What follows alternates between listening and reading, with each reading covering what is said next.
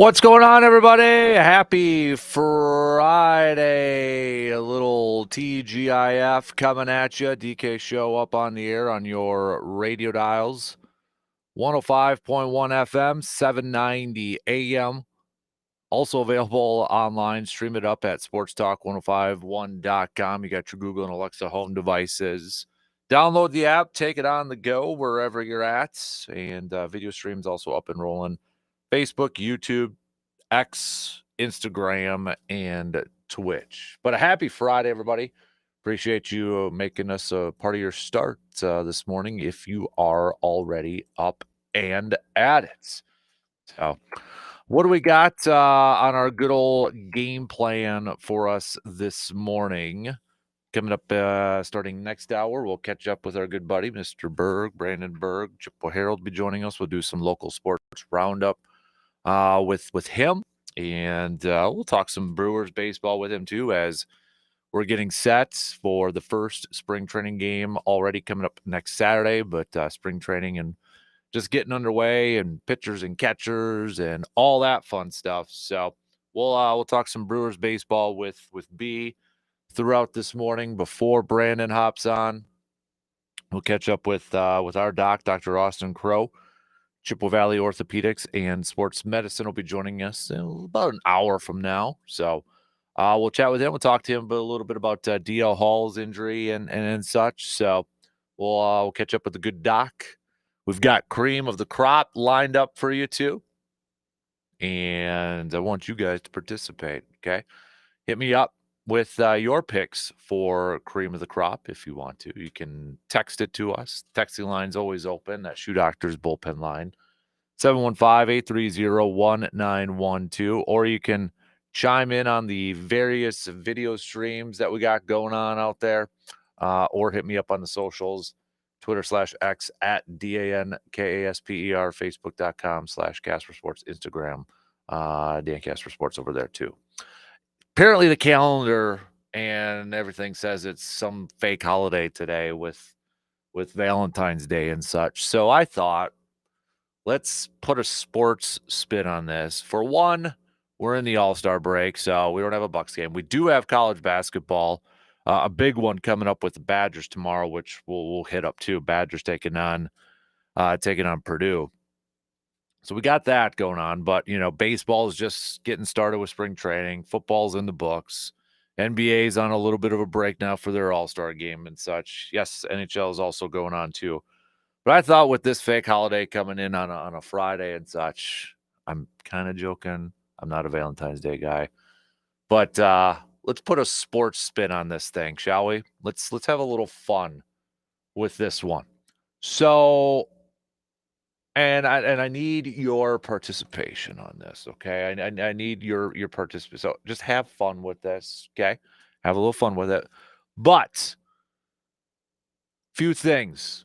Let's hear your biggest who or what. Okay, who or what can be current, can be past, are your biggest sports loves. Teams, players, past. Or current, can't really say future, but your biggest loves, okay? Be like when you were a kid, you absolutely loved this team or that player or whatever. And the biggest heartbreaks could be player maybe you thought was just going to be fantastic and they turned into a dud. Or maybe it's an outcome from a game or a team that you had some high hopes for, and nope, they just ripped your heart out of your chest and just stopped beating. They're like, ugh.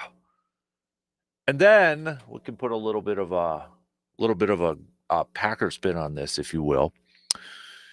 If you're a Packers fan, who are you showering with like flowers and chocolates and cheap Valentine's Day, cardboard cards, whatever the kids get now these days, to try to recruit them to good old Green Bay?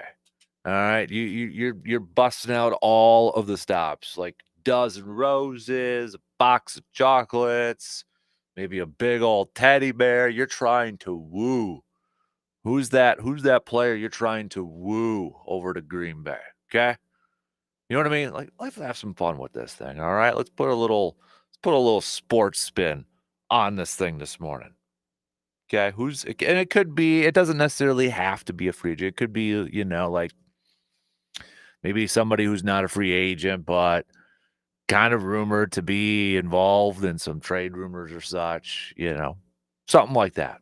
And it could be similar. I posted up on my Facebook last night just a question to get some conversations flowing here. But if you could add one player, doesn't matter if they're a free agent or not, to the Packers and the Brewers, just one, that one player that you believe could elevate these teams for, let's say, Packers sense a championship, or maybe for the Brewers, if we lower the expectations a little bit, maybe win the division and going back to the postseason. Just one player. If you could add one to those. So maybe that's kind of similar to if you could shower somebody with a Valentine to try to convince them to come on over. A lot of Myles Garrett picks, I will say, in the comments, but a big thanks to everybody who did comment on there. It's just for fun, having a little sports banter over there. So, what else have we got on the docket here this morning? Yep, I did mention we'll talk some Badger hoops here because this is a big stretch of games for this Badger basketball team. They had all week off and getting set for this big matchup here with Purdue. And I mean, Green Bay, if they get this, or Green Bay, if Wisconsin gets this thing done, I think they're in a really good spot to potentially win this division, Big Ten conference. So we'll see. And I know we got some racers out there, but Daytona is going on this weekend too. I think Brandon will kind of maybe touch on that a little bit as well. So, but let's jump right into it, shall we?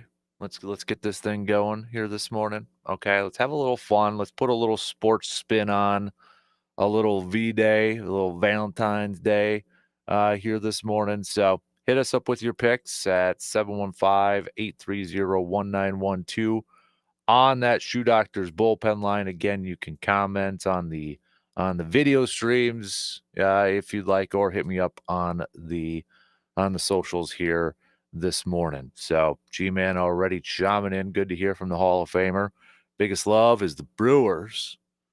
That's G-Man's biggest love. He wants Myles Garrett. And Bucky will win tomorrow, 74-69. 74-69. Do have the All-Star break this weekend, but I mean, are you geeked up about that? Yeah, I mean, it'll be on at our house because Hudson's going to watch it and such. I know we got some Bucks representation, a slam dunk competition with Andre Jackson Jr. and Dame.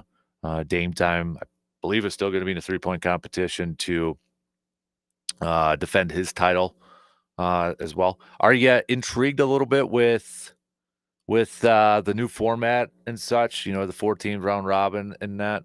I mean, I might tune in to see how it goes and that, but yeah, it'll be on the TV in our house. I can't say that I'm going to boycott it because it'll be on the TV in our house. So, but let's get things going this morning. Let's jump right into it. All right, we'll take our first break. It'll be a quick one so we can get going here this morning. I've got my list. You got your list?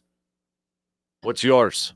Okay, start to text me on over, or again, comment on the video streams here. So let's take that break. Put a sports spin on V-Day here this morning, shall we? Let's have some fun with it. All right, have a little fun, have a little good conversation going. We'll be back here in just a couple minutes.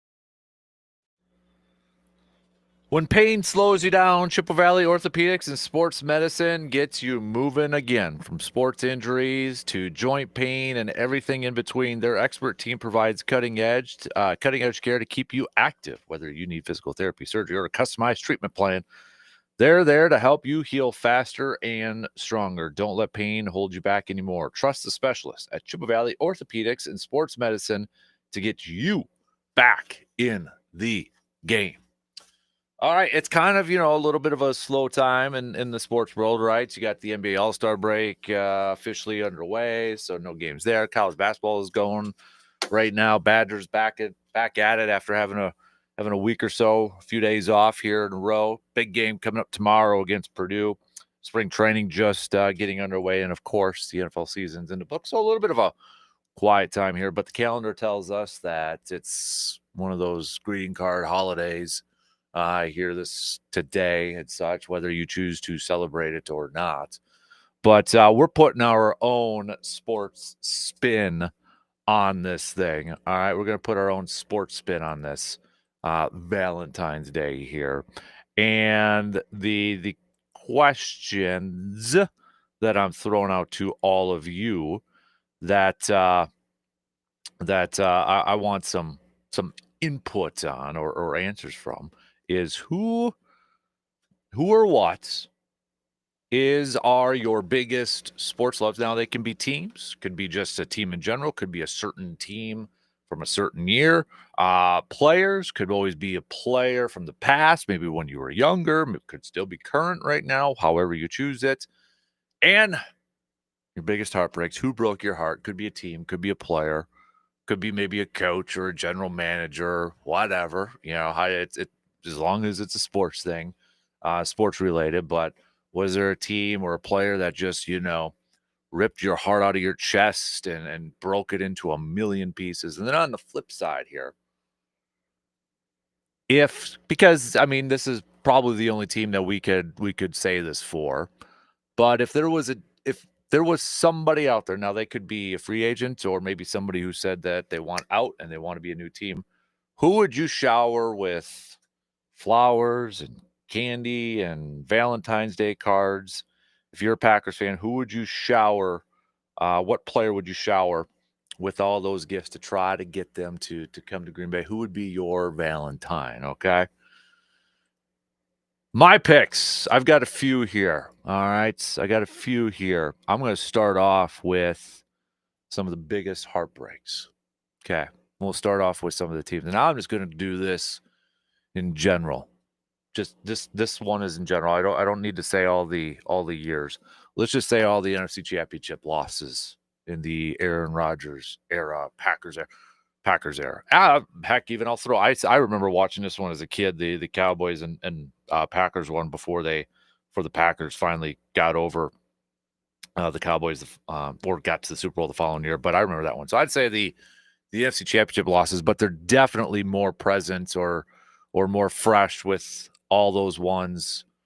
07 with the Favre one, 07, 08, however you want to say it. Was the 07 season. It was an 08. That one was definitely a heartbreaker. I was there. I was frozen my tush off, and I swear I got frostbite. And, hot chocolate was frozen within 5 minutes, and that's used some tuition money to, get a ticket for that game. And it was teased.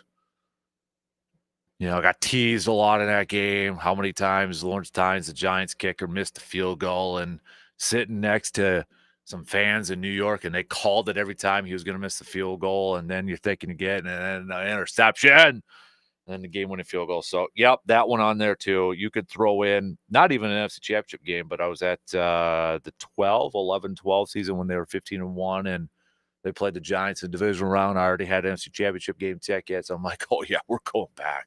Nope, Giants again just ripped my heart out. So Giants have done that a couple times for me when it's come to being a game at Lambeau. Just completely took my heart out and stomped it on the floor and ripped it apart. What else? I mean, you can look at the other. I mean, of course, the Seattle FC Championship game. Yep. Atlanta one. That was kind of playing with house money, but still, it's a championship game there. 49ers, of course. Yeah, Tom Brady and the Buccaneers. Yep, throw that one on there too. So A lot of playoff losses. Maybe that's the best way to say it. We'll put some playoff losses in there just in general when it comes to green and gold. So I'd throw those in there. Just kind of a general sort of thing. Super Bowl 32 was definitely a heartbreak. Remember still watching that, and I remember when the final pass from Favre over the middle, and it got deflected down. And what grade was I at? I was in sixth. Yeah, just like smacking the wall, and thought I broke my wrist. Like backhanded that thing. I was like, whoop, and ooh, that hurt for a while after that. Definitely a heartbreak over there. I mean, the biggest heartbreak that I still, to this day, I think being a sports fan is, and honestly, these could be like personal ones too. It doesn't necessarily have to be a fan. Maybe you were playing in a game and playing in a championship game or something like that. Maybe that still stings with you from your playing days or such. But this one is probably still my biggest one as a fan, and it's the Badger National Championship basketball game. I know we've talked about that before, how many times with disappointments and such, but that one still is in my heart and still breaks my heart thinking about it. Because, and I still believe this, maybe not as much as it's as soon it was over with. I mean, I had the mindset, and I know I wasn't the only one, but I had this mindset of like, we're not going back. I mean, this was our shot, at least during my lifetime. We're not going to be back in that position, and this was our chance to get it done. And whether it was officiating and just the fact that it was against Duke too, it was like, God. So I'm not maybe as hard on that stance anymore. Like they're never going back again, but that still, 10 years later now, still has a spot in my heart, and not for good reasons. The biggest heartbreak for me was that game. Brewers wise, I mean, I would go, well, I mean, you could do a little recency. It was last year's playoff loss. I mean, I know if, that still sticks in the hearts for a lot of people, the way it ended. I mean, for crying out loud, you get Sal Frelick hitting that home run, and then you throw out Devin Williams to close it out, and you lose. And it was just, talk about EKG type of game, the highs and the lows, and you're at that high, and then all of a sudden you're just, boo. I woke up Hudson to watch the end of that game, and then they end up losing. I'll throw that one in there. I'll throw 2018, that team, Game 7 against the Dodgers. I mean, just was it Bellinger that caught that in center field? When Yelich, I think it was Yelich that hit that deep shot, and then he made that diving catch or whatever, and just like you could feel it suck the energy out of the stadium and suck the energy out of every fan watching it on TV.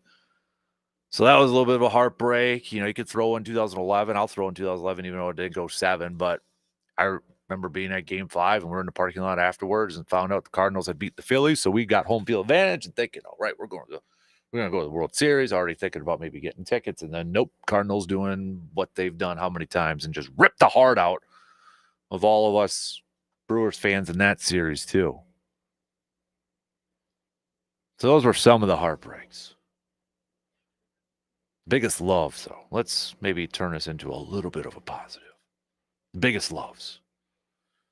I mean, the teams that I loved. I mean, I love every Wisconsin team, but just to kind of make it a little bit more. I don't. What am I trying to say here? I'm not going to make it general. I mean, Green Bay is my number one. I mean, you go to if you've ever walked in my man cave and such, it'll be clearly evident Green Bay is my number one. But if I'm making it more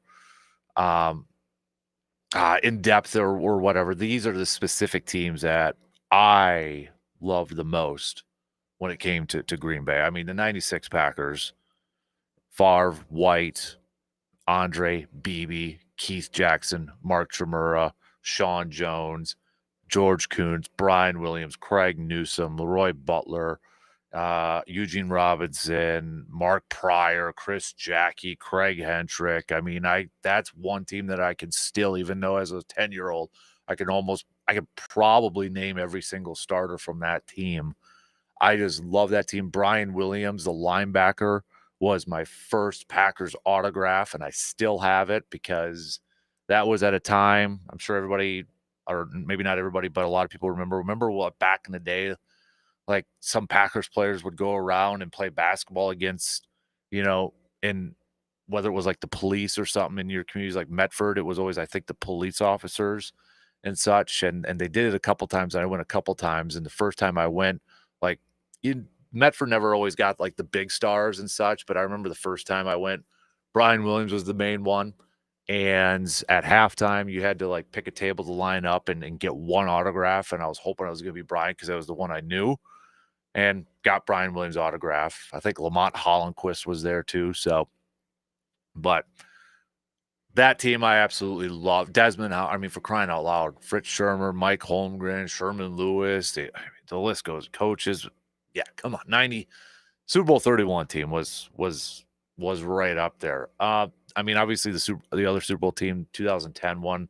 That season for me was just one of my favorites overall because, I mean, I was able to go to a few games that year. That was the last time Favre was at Lambeau as a Viking and was at that game. And just that was one of the more tense games I've ever been at. Going to the final 2 games of the regular season to get your ticket to the postseason, return to Titletown. That team was a lot of fun. But yeah, Packers overall, that's my number one. Brewers wise, I loved that 08 team with CC. Bronny, Prince, Corey, Jason Kendall was like the epitome of a Brewer player, just chugging some beer after getting to the postseason. He just looked like a Brewer player. Yo-Yo, I mean, there was just so many different characters. JJ Hardy over there. I loved that 08 team. There were so many good moments and just getting over the hump. It was just like, oh, love that team. Loved the 11 Brewers too, the 2011 Brewers, the 2018 Brewers. Loved last year's Brewers team, and big reason why I love last year's Brewers team. I think it kind of starts with Pat Murphy and just and really, I think you could say it for the Brewers last few years. What we've witnessed or heard about the chemistry within the clubhouse and the dugout and that fun-loving group, whether Lo Kane and different guys in there. You could just tell the energy was different. Willie Adames and that. So I mean, you could make that case for the last few years, just how fun these Brewers teams have been personality-wise and such. But if I'm narrowing it down a little bit, probably 08, probably 18, throw in 11, but definitely last year's team too. And I always have a soft spot for the underdogs and the teams and the players that kind of go over expectations and such. So Bucks team for me, it was 2021 when you got Giannis, Drew Holiday in there, Tucker, Brooke Lopez. 2021 easily. I loved that team. And I mentioned them, their loss is a heartbreaker, but I mean, if you're a Badger fan, how do you not love the Badger basketball teams of Frank Kaminsky, Sam Decker, Nigel Hayes, Ben Brust, Bronson Koenig, Traylon Jackson, Duke? I mean, that when those runs in the Final Fours, not just because they were good and not because they went to these Final Fours and national championships, but I mean, you had Nigel Hayes with the stenographer, coming up with those tough words to see if they can get out. I mean, that was just a fun-loving group of kids and players over there, and I absolutely loved watching those guys. And that was just a special team, and it just sucked when they couldn't. I mean, both those years, right? One of the Harrison twins in Kentucky hitting that 3. Because I feel like if Wisconsin wins that, they're beating UConn in the national championship game, and then the following year they gets the national championship and the whole officiating Duke thing. But I loved that's one of my favorite teams of all time, if not my favorite team of all time, is that Badger basketball team 14-15. They were just so much fun to watch. So much fun to watch. Players, individual players and such that I should throw in one team because this was honestly one of my very first loves in sports. I got to throw out the 90s Magic, the mid-90s Orlando Magic. That's That's what got me really into sports. Shaq, Penny, Nick Anderson, Dennis Scott, Horace Grant, Brian Shaw, Donald Royal. I mean, I was a diehard 90s Orlando Magic fan. That was my thing. And that's what really kind of got me. I mean, I was a Packers fan there, but I probably was more of a diehard Orlando Magic 90s basketball fan than a football fan at that point. I was by the seasons, really. I mean, when it was fall up until, winter when football was done with, it was straight up football. But as soon as basketball, when that was over with, it was straight up basketball till the following football season. Because the Brewers stunk at that point. I was a little bit of a White Sox fan for whatever reason, but it was pretty much those two. But got to throw in the 90s Magic just because that sucked me in. That sucked me in. Players, I mean, my first player that I loved as a kid growing up, every kid loved a player. I don't care if you don't love them now or whatever, but as a kid, if you're a sports fan now, you grew up as a kid loving a team or a player and you were drawn to them. And for me, my first one, the very first player that I had just a major love for was Shaq. It was Shaq. Still remember going through the catalogs and just wishing one year I would get a Shaq jersey, that I would just get that champion logo, black Shaq jersey. And finally, I still have that original one. Still have it hanging up on the wall in the man cave. Probably like a crop top for me now. Still have that, but Shaq was my very first one that I was just like all about. I mean, I had a Shaq birthday party where I had like the figures, like I don't want to call them action figures, but like the toys and the figures and all that. My first athlete that I collected for sports cards was Shaq. That was my first love. Then it went into Green Bay with, Reggie White, Dion, with in football and such, and Farvey and that. But those were some of my very first loves. Because now when you get older, it's like, I don't know if I love that guy. I mean, Favre I'd have to throw in there because, I mean, when you go to college, I mean, for crying out loud, if any of my college roommates are listening, they would remember the one year we had 5 guys living in a house. And it was that 07 year. We had a Favre 8x10 framed outside the bathroom, like in the hallway. It's like, well, that was the year of Favre for us. And still remember the day he retired. One of my roommates woke me up and said, all he said was turn the TV on. He walked out and I did. I was like, oh, we embraced. We did it. We hugged some roommates, did a toast that night and that. So yeah, I'd probably have to throw Favre in there too. But for me, it was like Shaq. It was Penny, Reggie, Favre. Those were the guys when I was a kid and such. Those were just some of my loves. Now, who would I shower, since we're speaking a little Green Bay, who would I kind of write out a Valentine's Day card, get one of those boxes that come in with like a set of 12, right? Those cheap cardboard ones. All the kids at school today are probably going to be passing them out. I know my kid is, but you got to go to the store, you got to get those boxes, and you get like those one-sheeters over there, and you say 2 and all that. So if you're picking up a box of that and you're picking up some candy or some flowers and that, who are you, if you're a Packers fan, going to be showering with some Valentine's Day love to try to convince them to be your Valentine, to convince them to come to your team? Okay. Who is that? It could be a free agent. It could be somebody that's on another team, but sounds like they may want out. All right. Again, who cares about contracts and all that? This is just for a fun thing. I'm going to throw in, I'm going to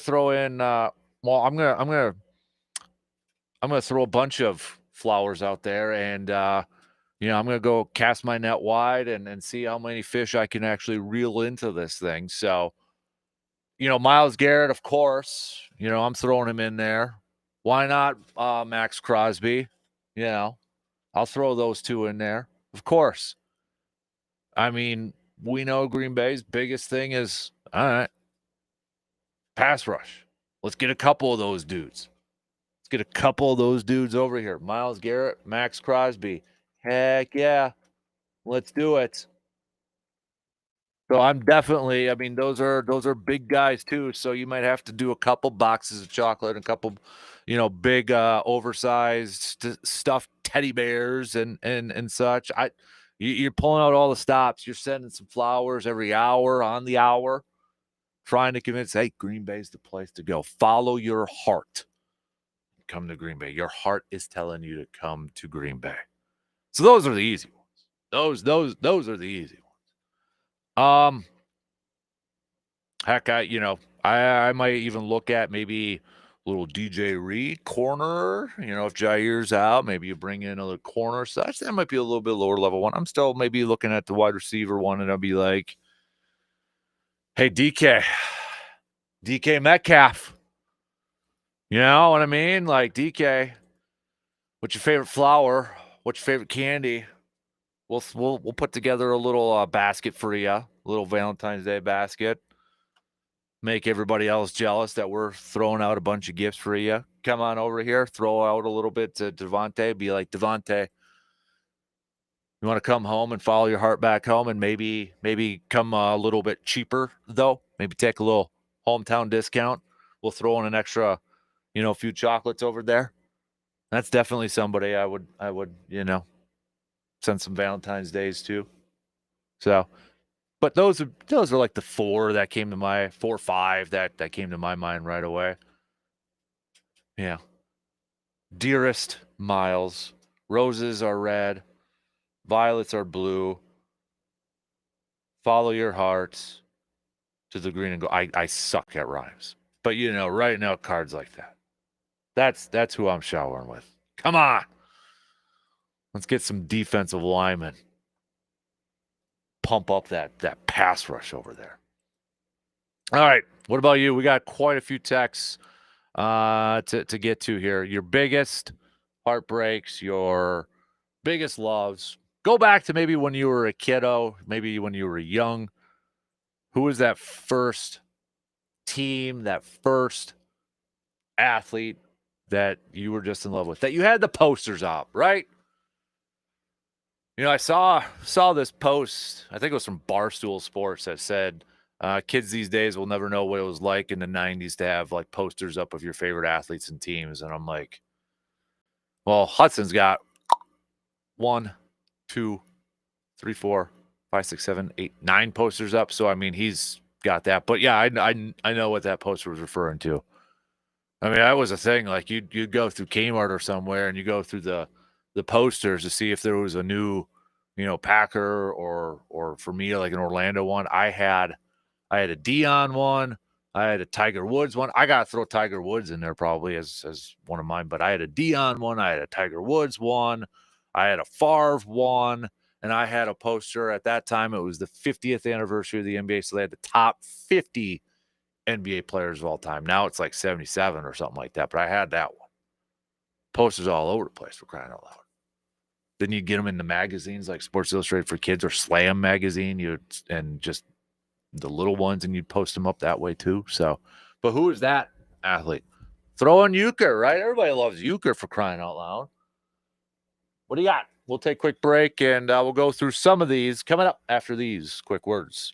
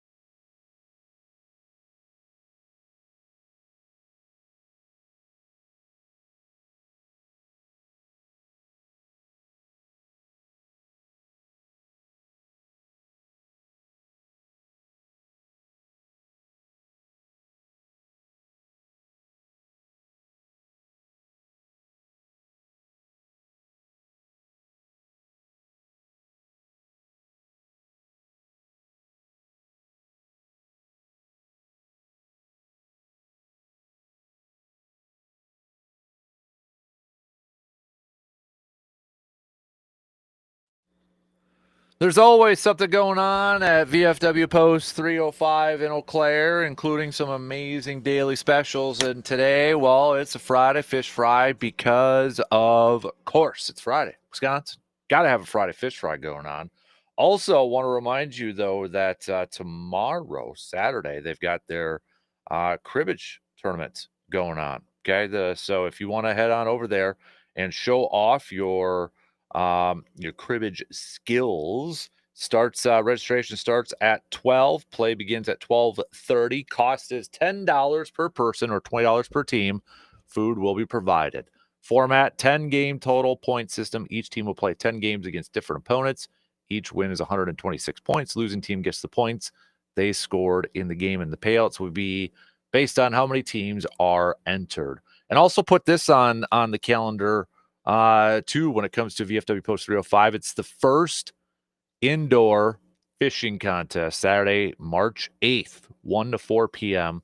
$10 entry fee includes one fish entry for every drink purchased. Top 3 in every category wins a prize. 6 fish prize categories. So that is up or going to be on March 8th, Saturday, March 8th, 1 to 4 p.m. Quite a few of you chiming in. I like this. There we go. We're going to have a fun topic. Trying to have some fun here, right? So let's actually start off on the video stream here. So a big thanks to everybody who's chimed in on the video stream.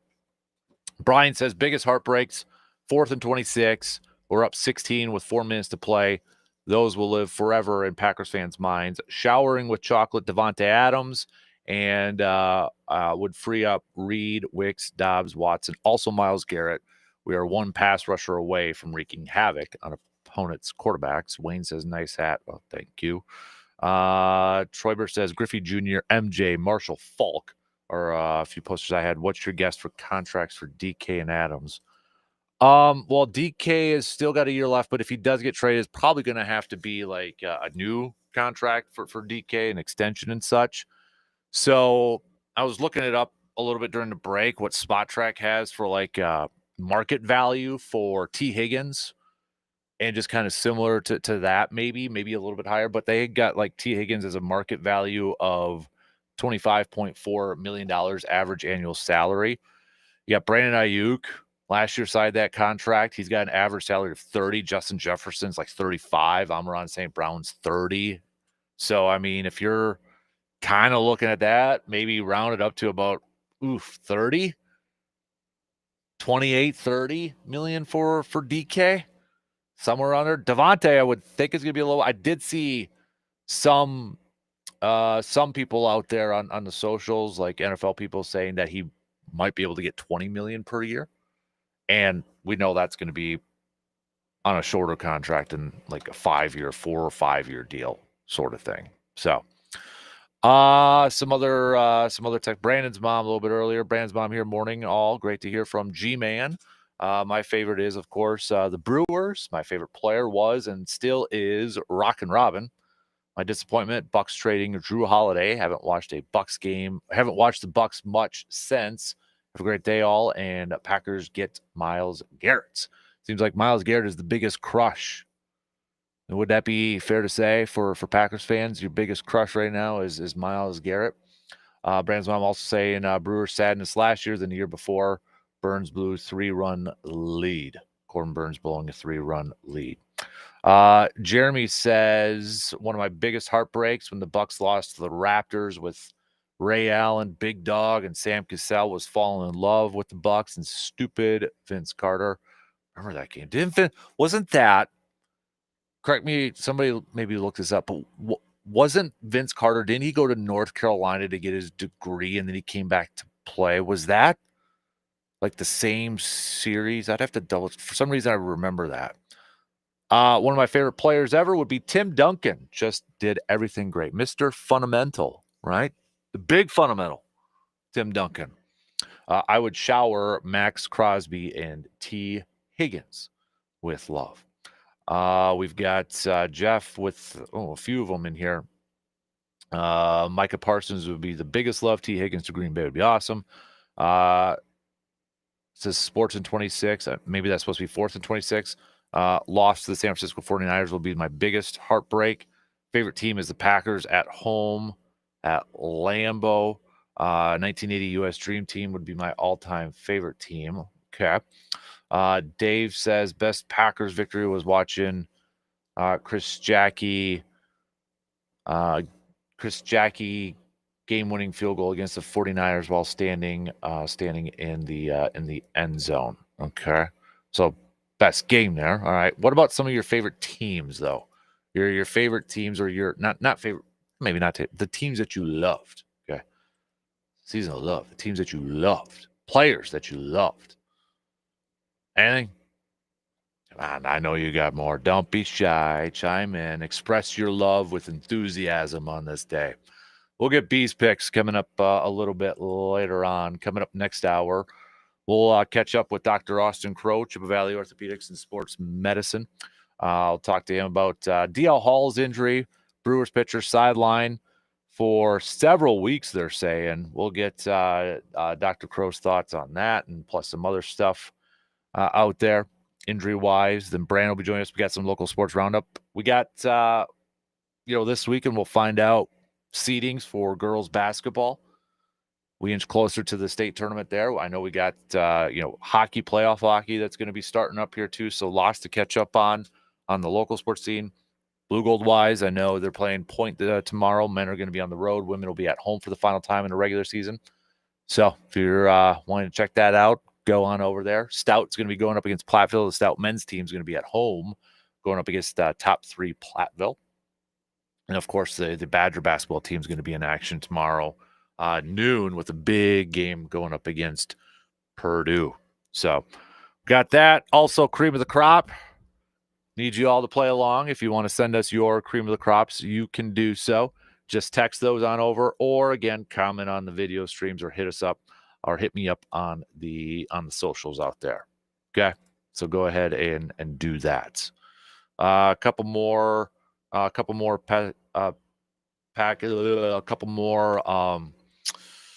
picks here. We've got we got a couple more. I'll do those a little bit later on.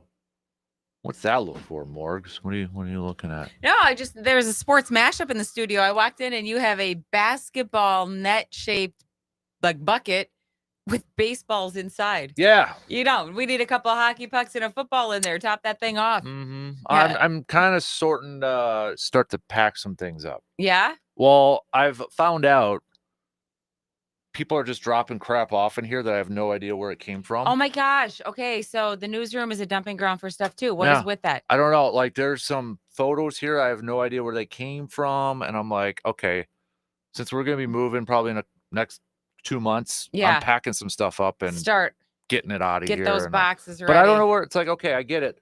You had a sports thing. Doesn't mean just dump it off in the sports studio if you don't want it anymore. Well, you should put a sign outside. Let people know. No dumping. Right. So I have no idea where they came from, but you're a sports stat guy. Your head is full of numbers, full of dates, full of names. So I'm going to give you a little bit of a Valentine's Day quiz here about how well you keep those facts and stats stacked away in your own life with your wife. Oh, God. Okay. So that reaction right there tells me you have no plans for Valentine's Day. Oh, God, no. That's a fake holiday. It's cultivated. Yeah. It's definitely manufactured. Yeah. But aside from that, you think you would score well on this. What is your wife's favorite movie? Does anyone else hear crickets? I hear crickets. I think I know her latest favorite. Okay. Which would be Barbie. Really? Yeah. I would not have guessed that. For some reason, I want to say Legally Blonde, but I don't think that's right.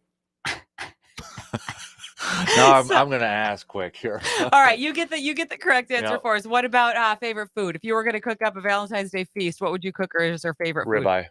Oh, good. Medium rare? Yes. Yeah, that girl. Yep. How about favorite candy? Like classic Valentine's Day candy. You're going to get her a pack of... That's a tough one. I mean, she's chocolate, but I don't know if it's like a specific chocolate. She likes the Lindor chocolates every Christmas. You know, those balls that are wrapped Lint up. ones, yeah. Yeah, Lint, yeah. There you go. Yeah. I'm helping you out here, buddy. Oh, they're the ball ones. They're in the Mall of America, Think the of it, store lint over there. balls. Think Yeah, of it okay. like that. Yeah. Yeah. Okay. Bad to pick out of your laundry, good to pick out of the chocolate aisle. Yeah. And what about her favorite sport? Oh, it's football. It is. Yeah. Okay. See, that's a nice common denominator for Football, you guys. baseball. She doesn't like basketball. Favorite state or city that she would like to visit? Like, does she have a Warm dream? weather. So is it island or desert? Probably like island, beach wise. Okay. Mhm. What about song? Favorite song? Oh God. She's into like country rap right now. Wow. Yeah. Prince Charming. Yeah. So why don't you throw that out there? Ask her. Okay. Then we'll all know. Okay.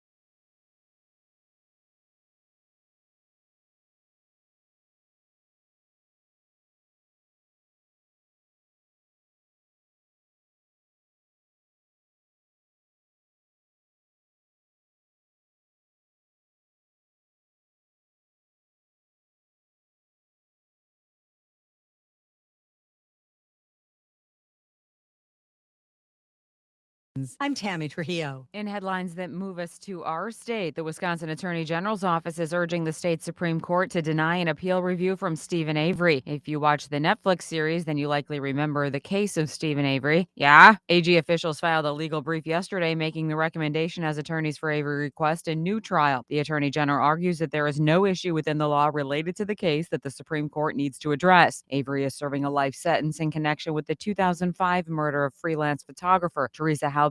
The case received, of course, that national attention through the Netflix series, Making a Murderer. In local court action, an Eau Claire man is scheduled to be arraigned next month for a murder charge. Shane Halbrecht was in court recently for a motion hearing, as according to online records, the court is standing on its previous finding that the 53-year-old is competent to proceed. No new competency examination was ordered. Halbrecht charged with intentional homicide for the shooting and killing of his neighbor, Jen Ward, in 2016. He was found competent to stand trial and ordered to live in a mental facility. And how much green are you planning to put into the red and pink today, Tammy? Those who partake in the day mainly shop for their significant others and family, but Americans will also be treating friends, pets, and colleagues. A survey by the National Retail Federation found that 32% of U.S. shoppers are buying something for their friends. This Valentine's Day, Americans are expected to spend over $27 billion, equaling an average of $188 per person. That's an increase of more than $1 billion from last year, according to the Trade Association. I'm Tammy Trujillo. And it is the season, Casper. Where's the love? He's been so mean to me this year. You guys should see the insult jar. It's only February, y'all, and this is how much we counted. Over $27 billion. For Sports Talk 105.1, I'm Morgan McCarthy. Clouds are moving in from the west this morning, continuing to do so throughout the day as the storm system tracks south of the state between 3 and 6 o'clock later on. That's when we are going to have snow moving into the area, continuing through the night with a winter weather advisory in effect through 6 o'clock tomorrow morning. We're currently expecting between 2 and 5 inches of accumulation in the Chippewa Valley. Slick travel for the evening commute. I'm 13 First Alert meteorologist Derek Dahlman. We have a new agriculture secretary that leads off our farm news this morning on Sports Talk 105.1 and AM 790 on this Valentine's Day. Well, in a 72-28 vote yesterday in the U.S. Senate, Brooke Rollins of Texas was confirmed to be our 33rd U.S. Secretary of Agriculture. She was sworn in later that day and is now running the Agriculture Department.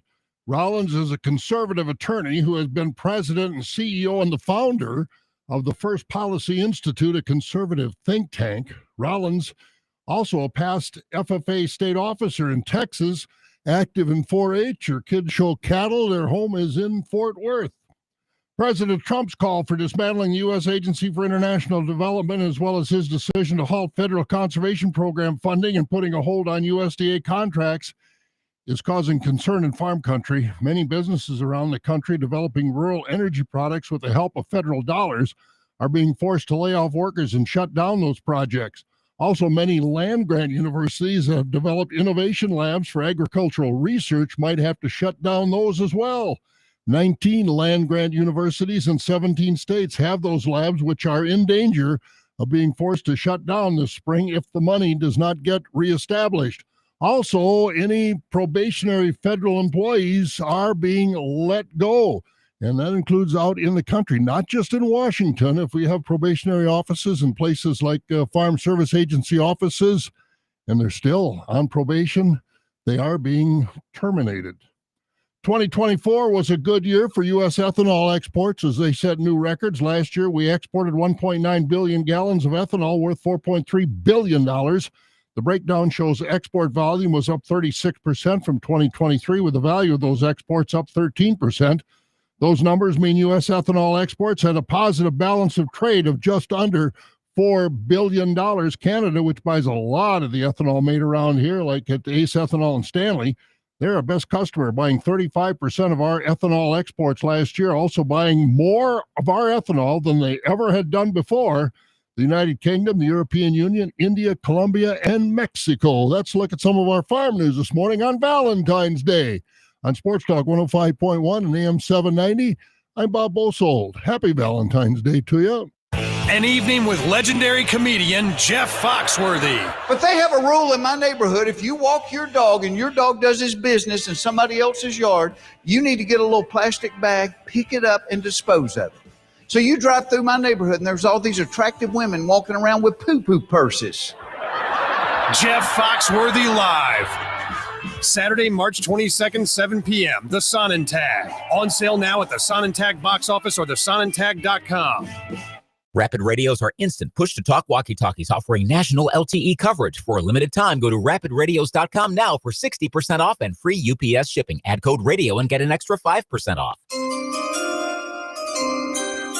Ladies and gentlemen, sports aficionados and armchair quarterbacks, welcome to the Dan Kasper Show, where sports passion meets expert analysis. Dan's encyclopedic knowledge and infectious passion for all things sports is both impressive and sad. I have many leather-bound books. So get ready to laugh, cheer, and maybe even facepalm a few times. At no point in your rambling, incoherent response were you even close to anything that could be considered a rational thought. It's the Dan Kasper Show.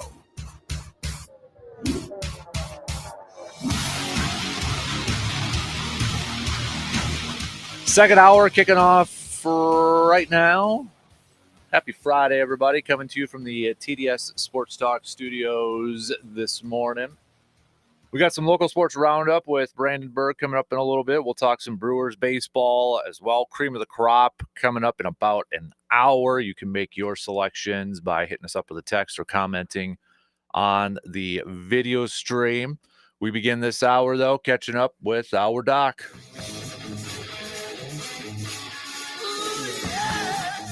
Paging Dr. Crow. Breaking down the latest in sports injuries. It's time for Inside the Training Room with Dr. Crow. On the Dan Kasper Show. He is Dr. Austin Crow, Chippewa Valley Orthopedics and Sports Medicine, joining us here this morning. Austin, how you doing, man? I'm doing fantastic. Hey, before we get into it, since it is Valentine's Day, I know you don't fix broken hearts and such at Chippewa Valley. That was a corny joke. I apologize. Yeah, but who was your first? I'm trying to put a sports spin on this. Your first favorite athlete as a kid when you were growing up? Oh, first favorite athlete. Okay, that's a throwback. Probably Anthony Carter, the Vikings wide receiver. Nice. When I was a young kid. I had like, one of those old, I can't remember what brand they were, but like those like cheap plastic helmets and like the Hutch ones? Like a full, yes, Hutch, that's what it was. Mm-hmm. I mean, obviously they had so my brother and I both had them. We played tackle football with them. They offer zero protection, right? You're just basically banging your head against the wall. Mm-hmm. So I had an AC, Anthony Carter, so he's probably pretty high on that list. I had a Sterling Sharp one of those. So, oh yeah. There you go. Down memory lane. Hey, yeah. They still have those now. Like Hudson's got one, but now you can like customize a number and all that. And it's not like I remember ours came with shoulder pads. Now these don't even come with shoulder pads. So yeah, well, I think they just probably realized that, like, kids are using them as if they're real pads and they're not. Yeah. So I'm sure we lost a couple brain cells playing with those things. The good old days back then. So right. Baseball season, we got spring training getting underway, pitchers and catchers reporting. So we've had a few players already being sidelined with injuries, and one of those is Brewers pitcher DL Hall, and Brewers are saying they're sidelining him for several weeks with a lat injury. Now, I know we've talked about lat injuries before in the past, but maybe a good kind of refresher. What exactly is a lat injury? So the lat is the latissimus dorsi, so it's the big muscle kind of on the side of the body. So when real big muscular guys have that kind of V shape, that's the muscle that cuts out from the side up to the arm. So it is definitely involved in the throwing motion. So it really acts as kind of an adductor and pulls the arm down. So when a pitcher's throwing, as the arm kind of follows and pushes through, the lat is involved in that motion. So certainly not the most common injured muscle or tendon in the thrower. It's generally more likely to be up in and around the rotator cuff area, but you can certainly see it. So generally, if it's something like this, it's going to be either an injury to the muscle belly or the tendon itself, so kind of a tendinitis or a musculotendinous strain. So it's an acute injury, which I would guess is in this case. Usually it's going to be, a couple weeks of giving it some TLC, and then they kind of get back into it. Obviously, when it comes to throwers and their arms and shoulders, it is definitely, teams want to play it slow. And so, especially this time of year, my guess is they're going to give it a little extra time to make sure they get all the way healed before they try to get back into throwing. I was looking at some of the injuries for all these teams and just kind of looking at different types of injuries. And one thing that I kind of noticed, you got, some players obviously coming back from Tommy John surgery, but then there's others that says like left or right UCL reconstruction surgery. So what is the difference between Tommy John surgery and a UCL surgery? So those are, I guess, in definition, those are the same procedure. Now, if we go back to, and this is probably where they're getting the difference. If you go back to the original procedure, that was done by Job out in L.A. The pitcher Tommy John, that's where the name came from. So it's ironically not the surgeon who was named after, it was the patient.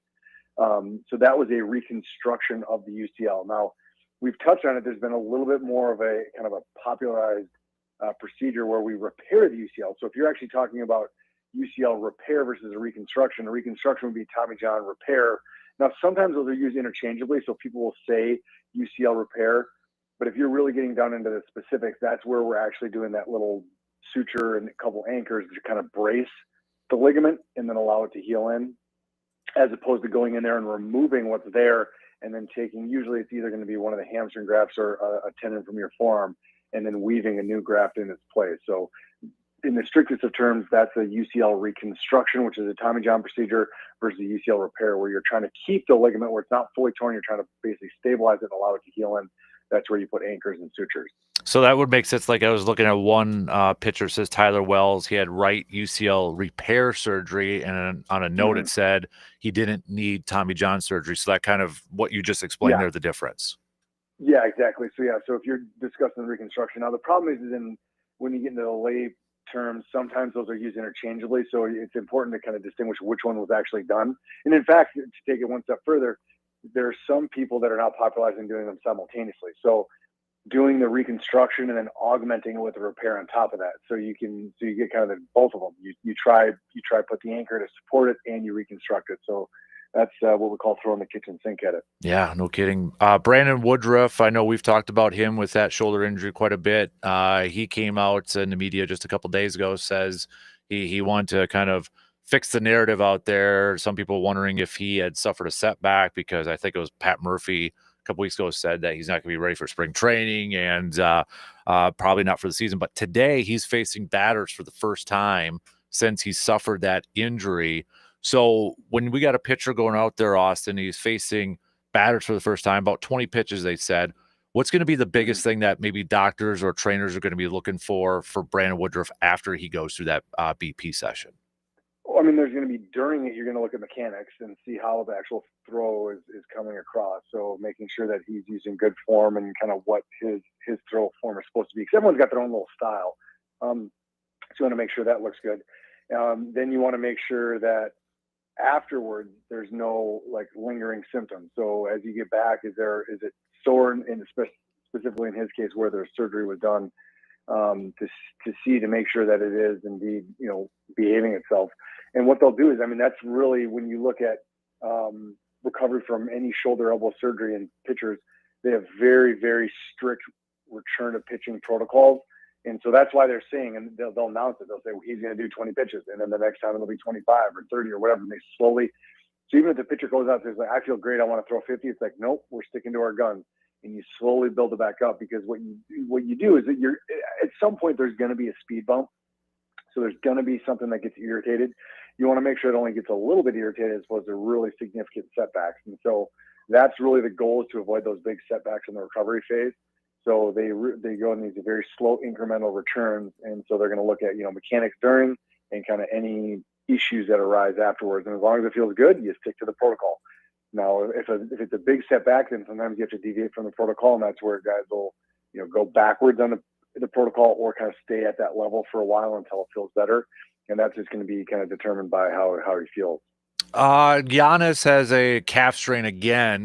He's not going to be playing in the All-Star game, and he's missed the last few games here and such. And I feel like it's every year we've kind of had a calf strain issue when it comes to Giannis. Mm-hmm. Now, in your position, when there's an athlete that kind of has a repeat injury, like a soft tissue injury like this, is there something that you guys look for that's a common thing? Or my flashback was when Packers sent like Christian Watson and Eric Stokes down to Madison to get tested for their hamstrings and such. Do you guys kind of look for like maybe like what are some of the things that he's maybe doing that always like suffers a calf injury, or is it just one of those fluke things? It just happens to be another calf injury this year. I think it's probably both, truthfully. So there are things that you can be doing wrong mechanically. So it's a form thing. It can be a flexibility thing. It can be an improper warm-up thing. Now, I would imagine the amount of money they've invested in Giannis, I doubt he's just kind of going out there, cold turkey without any warm-up. So my assumption is that he's probably getting plenty of warm-up and doing a lot of stretching and warming up. So I doubt it's that. And I'm guessing they're also trying to get him loose and limber. So I doubt it's that. If we go back to the actual injury itself, so what is the strain of a calf in this case? Generally speaking, it's the junction between the muscle and the tendon. And that interface, when it's injured, the problem is it doesn't heal with normal tissue. So there's basically a scar that will develop at that interface. And so that area is always more predisposed to re-injury. So when people have a real significant, whether it's groin, hamstring, calf, you name it, when they have a significant injury, they unfortunately are always going to be a little bit more predisposed to re-injuring that. And so especially when you have a guy like Giannis, when he does his Euro step, you just think about the physics of what's actually happening with his body. It's surprising he doesn't get hurt more often, really. Mm-hmm. So he'll have that area that's again prone to injury. Now, again, they're going to do everything they can to warm it up, keep it loose, stretch, etc. But clearly, it's something that's been. What is that? At least it's probably his third time injuring it, I would say, isn't it? Mm-hmm. Maybe Yeah. more. So that's going to be one thing. You can sometimes try to do different, shockwave therapy, steroid injections to try and decrease that scar tissue, but unfortunately, it just never goes back exactly to the way it was before. And so that does put them in, again, that higher risk category. The hope is that you can mitigate it with those things I alluded to, where people, maximize the warm up and stretching and maximize the proper form with doing things. But sometimes when you're just pushing your body to that limit, it pushes back. Mm-hmm. I wanted to ask you this because I saw this. I can't remember who said it. It was some commentator in that. But the frustration with some of these NBA players, load management, whatever we want to call it, and they use the comparison like you had a couple of Philadelphia Eagles offensive linemen who were dealing with back injuries and some really tough injuries. Yet they're going out there, they're blocking 300-pound defensive linemen. They're going out there and playing. And I think the comparison they use is that Paul George had a finger injury and he's out multiple games and such. As somebody in your position, is that fair to kind of compare those type of injuries? Is it just, different mindsets? Eagles were in the playoffs, for crying out loud, so maybe it was a little bit different with basketball, but what kind of goes through your mind when you hear somebody say that?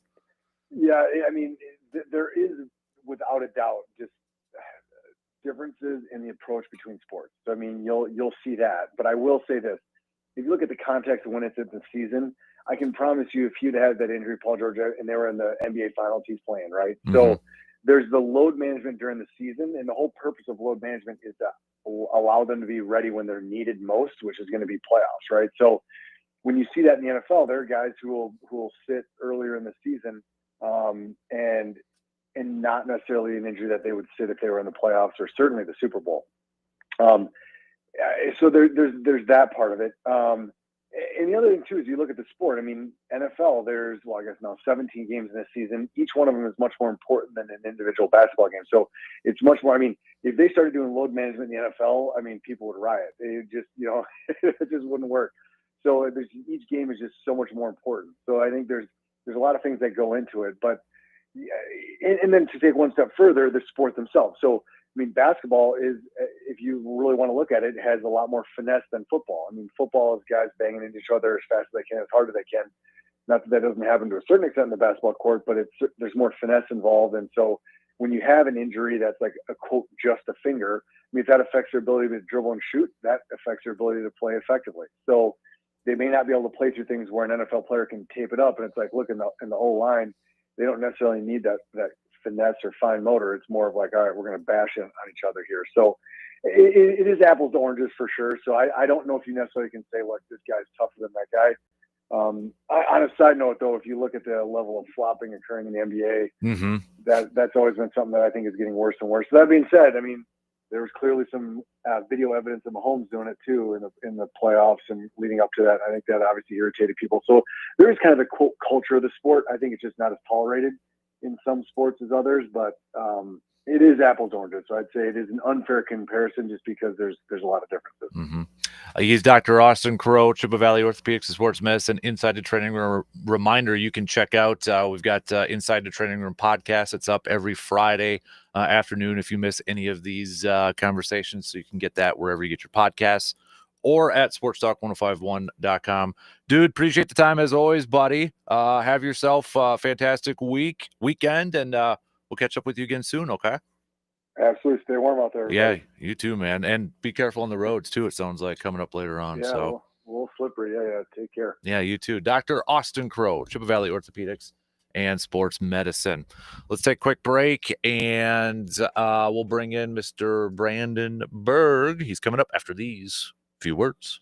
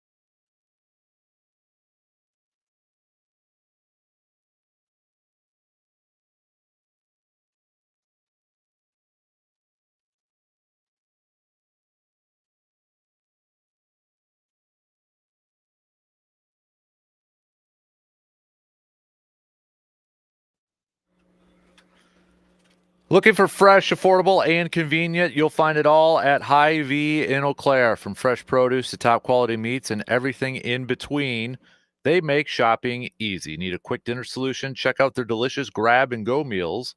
Hosting a get-together, their bakery and deli have you covered. Plus, with weekly deals and friendly service, there's always more to love. And don't forget about filling up the tank and using your fuel savers that'll help you save at the pump. Shop smart, shop Hy-Vee. And while you're there, grab yourself a 6-pack of Man Cave Lights, some Dan Good Burgers at the meat department over there, especially if you're looking maybe for a little V-Day dinner tonight. Let's bring in what? Jeez. What? How you have your stuff? You should see the size of your head right now on this camera over here. So Megamind. Apparently, what's that X-Men guy with the helmet? Steve. No, that's Steve Rogers, isn't it? Frank. Captain America. Carl.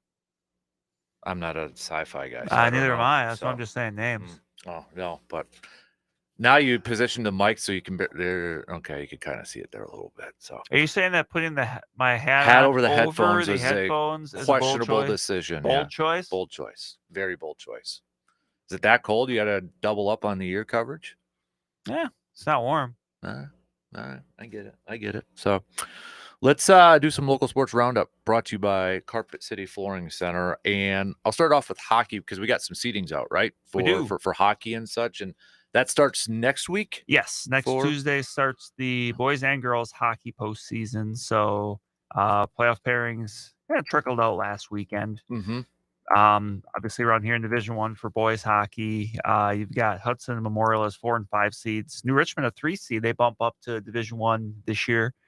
Due to the WIA success factor rule. They had a lot of success the last few years in Division II. They are up, and I mean, New Richmond won the Big Rivers during the regular season. So I mean, that's certainly a team that's going to be able to to compete against larger schools because it's been doing that already this year. Stevens Point and Wausau West, a couple of Wisconsin Valley teams are 1st and 2nd respectively. So next Tuesday we got the first round and starts. I mean, we got Chai hosting Eau Claire North. That's an 8-9 matchup. The winner of that game will go on to face Stevens Point later on in the week. You got Eau Claire Memorial hosting the Merrill Wausau Newman Wausau East Co-op.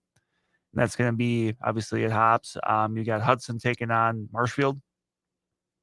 And then Division II, I mean, obviously going to be a lot of familiar names there too. You got Rice Lake as a 3 seed. They're going to take on Spooner.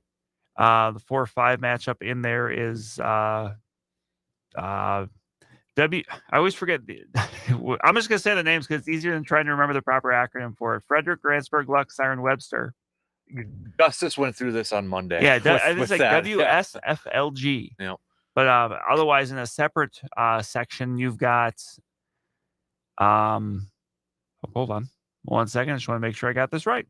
There we go. In separate section, you got Ram, Regis Altoona McDonald. They are the 3 seed. They're going to be hosting Menominee. Mm-hmm. Those teams matched up in the regular season, and Ram picked up the win there. But the winner of that will face either River Falls or Viroqua. The number 1 seed in that section is Somerset. Baldwin Woodville's in there as well. So a really significant middle border presence there, obviously, with some of the smaller Big Rivers team mix in there. And those smaller Big Rivers teams you always got to look out for because I mean they've spent this regular season playing the New Richmonds and the Hudsons and the Chippewa Fallses and the Memorials and all those teams of the world. So those are teams that by the time you get to the postseason you're adequately prepared to go. And on the girls hockey side, I mean that's a section that I don't know if you can necessarily handicap it because you've got we talked a little bit about the race for the Big Rivers Championship, which ultimately ended up with St. Croix Valley splitting with Western Wisconsin. Okay. Those are the top 2 seeds in that section. Not too much of a surprise there, but you've got Eau Claire area as the 3 seed. They're going to take on Hudson. You got Chippewa Falls Menominee as the 4 seed. They're going to host Black River Falls, and all these teams have spent the last few months being able to kind of beat up on each other. I mean, I know Chippewa Falls has a win over St. Croix Valley. They got a win over Eau Claire Eau Claire area. So, and that's gonna be one of those sections where it honestly would not. There's about 4 or 5 different teams that you could tell me right now. Hey, that team goes to state, and I wouldn't be surprised. Mm-hmm. I think it's going to it's going to come down to who's playing the best. And I think it's part of it, as hockey in the postseason often does, going to come down to which team has a hot goalie. And you kind of alluded to that too in one of your pieces earlier this week, didn't you? With Right. like 3 kind of postseason sleepers. Right. One of them I did have was Chippewa Falls Menominee, just because they have some of that success. The offense has kind of picked up here recently for the Sabres, and that's a team that, again, if they played Black River Falls at the start of the year, Black River Falls did beat them. So Black River Falls certainly is a team you could fix into there as another possible one. But if with whoever wins going on to face St. Croix Valley, I said that's a team that Chippewa Falls Menominee split with in the regular season. They lost by 1 goal earlier this week. So the hockey postseason kind of goes pretty quick, because you skip around compared to what you see a lot with basketball. But by the time we chat next Friday, we're gonna know, for the most part, because some of these games will be played, those regional finals will be played on Friday, but a lot of them are played on Thursday. So okay, gotcha. And then wrestling, what girls regionals start girls today? Regionals are today. Pretty much everyone from around here will be going to Merrill. Okay. So that's they'll be Blue Jay country, wearing out the highway there. But obviously, a lot of the the teams from around here, they're going to be good representation there. Obviously, the Eau Claire schools. And the interesting thing too is with girls wrestling, the quick growth of it. It is the participation the first 3-4 years of this has grown, by multiples. That's why this is happening, and this is a good thing. It's facilitating that girls wrestling needs its own separate regional and sectional to figure out who's going to stay. Right. In the past, there would be just a sectional, and they would kind of be run at the same time as the boys sectional. And now there's just so many people that you have to. You got to kind of have your own. They need the room. Let's put it that way, and that's a good thing. Right. So boys this weekend. Yep, then boys. too? Yep, Okay. boys is getting underway tomorrow. A lot of the Division I teams from this area are going to be going to Hudson. Okay. So, and then next week, Eau Claire North hosts a sectional. So, if you're a fan of Big Rivers wrestling, you're not going to have to go too far to watch it. But in Division II, Bowl Woodville for a lot of the teams around here. Division III, maybe Cumberland or Edgar. So it's not too far as it drives, and hopefully whatever weather we got coming this way is moved through by then. So in the morning, it's nice and easy for people to make that jaunt. Exactly. And then this weekend, we also find out girls basketball seedings, correct? Right. That's Sunday morning. So, and that's, we're kind of getting down to the nitty gritty for, just girls basketball in general. Because Memorial won BRC, yeah, they already right? clinched it. They clinched the outright Big Rivers. They got a chance to conclude they got one more game on the schedule. And that's coming up next week. But but otherwise, I'm looking around the Western Clover Belt as well. That's one that we know that Regis has a share of the conference championship. Their conference season is done. But you've got Fall Creek and McDonald, who can still both clinch a share if they win tonight. Fall Creek plays Cadott, McDonald plays Thorpe. And Tuesday night, McDonald picked up a big win over Fall Creek to kind of move them back into a tie in the loss column. Odd number of teams in the Western Clover Belt this year, with Osseo moving to the Dairyland before Elk Mound moves in next year. So every time that there's a round of conference play, there's always going to be one team that's off from conference play. So that's why Regis has played one more conference game than those two. But that's that Division IV section is going to be very interesting once we get to the postseason, because out of those 3 teams, McDonald's actually in a different half of the section from Fall Creek and Regis. So, and then remember last year, McDonald and Fall Creek played in the sectional finals. So it's a very interesting setup, because you've got, and I will just call it this, it's not even necessarily fair to call it the south end, but just for the south end of that section, you've got Fall Creek, you've got Regis, you've got Durand, Arkansas, you've got Colfax in there, which, Colfax is a team that's had a lot of success, obviously, over the years. And, that's a team that, even if the record isn't quite maybe what it's been some other years, that's still a team I think you always got to keep an eye on, just because of, the history and just the success that they have there. In the northern half of that, McDonald, that's a team that I'm kind of curious with the seedings to see because we kind of know the things that factor in. Remember, it's computerized seating. It's not it's still, which is still the case in hockey, but in many of these sports now, it's a computerized seating where the WA has a formula that they go to, and then it kind of just spits out who's where as far as the seating goes, and you go from there. But McDonald's going to be an interesting test case because they don't like their record. They're 14-8, so or 13-8, sorry. But so there's going to be other teams in that section. You look at, or half of the section, you look at Cameron, Marathon, Phillips, that have better records. But one of the things that factors into this, and this is going to be true in all divisions, is strength of schedule. And McDonald has a very strong strength of schedule when you factor in not just playing the Fall Creeks and the Regises of the world, but also in non-conference playing teams like Lacrosse Aquinas, Unalaska, who's a Division II team, other teams like that. So it's going to be interesting to kind of see. And that's something I'm looking at, not just with McDonald, but with all these teams, that just to see how much does strength of schedule weigh versus maybe a team that hasn't played quite as strong of a schedule, but has a stronger record. Gotcha. It's a balancing act. I mean, we hear that, and that's something you hear a lot in like college football too. And it's, it's going to be the case, I think, with basketball. And then, boys will find out the following week for correct. That'd be a week from Sunday, but we've got some of these conference title races coming down to the wire. Eau Claire Memorial in the driver's seat, 11-0 in Big Rivers play. They can outright clinch that this evening. They play Rice Lake. They play at Rice Lake, so a win there for the Old Aves would give them the outright conference championship. They need to win one of their final 3 games to clinch the outright. They've already clinched a share, but at this stage of the game, you can never blame a team for wanting to be a little selfish and not wanting to share. So they got 3 opportunities to take care of that between this week and the next week. So the Western Clover Belt, Bloomer has picked up some. Last night they picked up a big win over Fall Creek, so they are sitting a half game up top on the conference. Regis is a half game back. Bloomer 8-2, Regis 8-3. Stanley Boyd a full game back of Bloomer at 7-3. So going into the final week, and Bloomer can clinch at least a share with a win next Tuesday. They got Thorpe.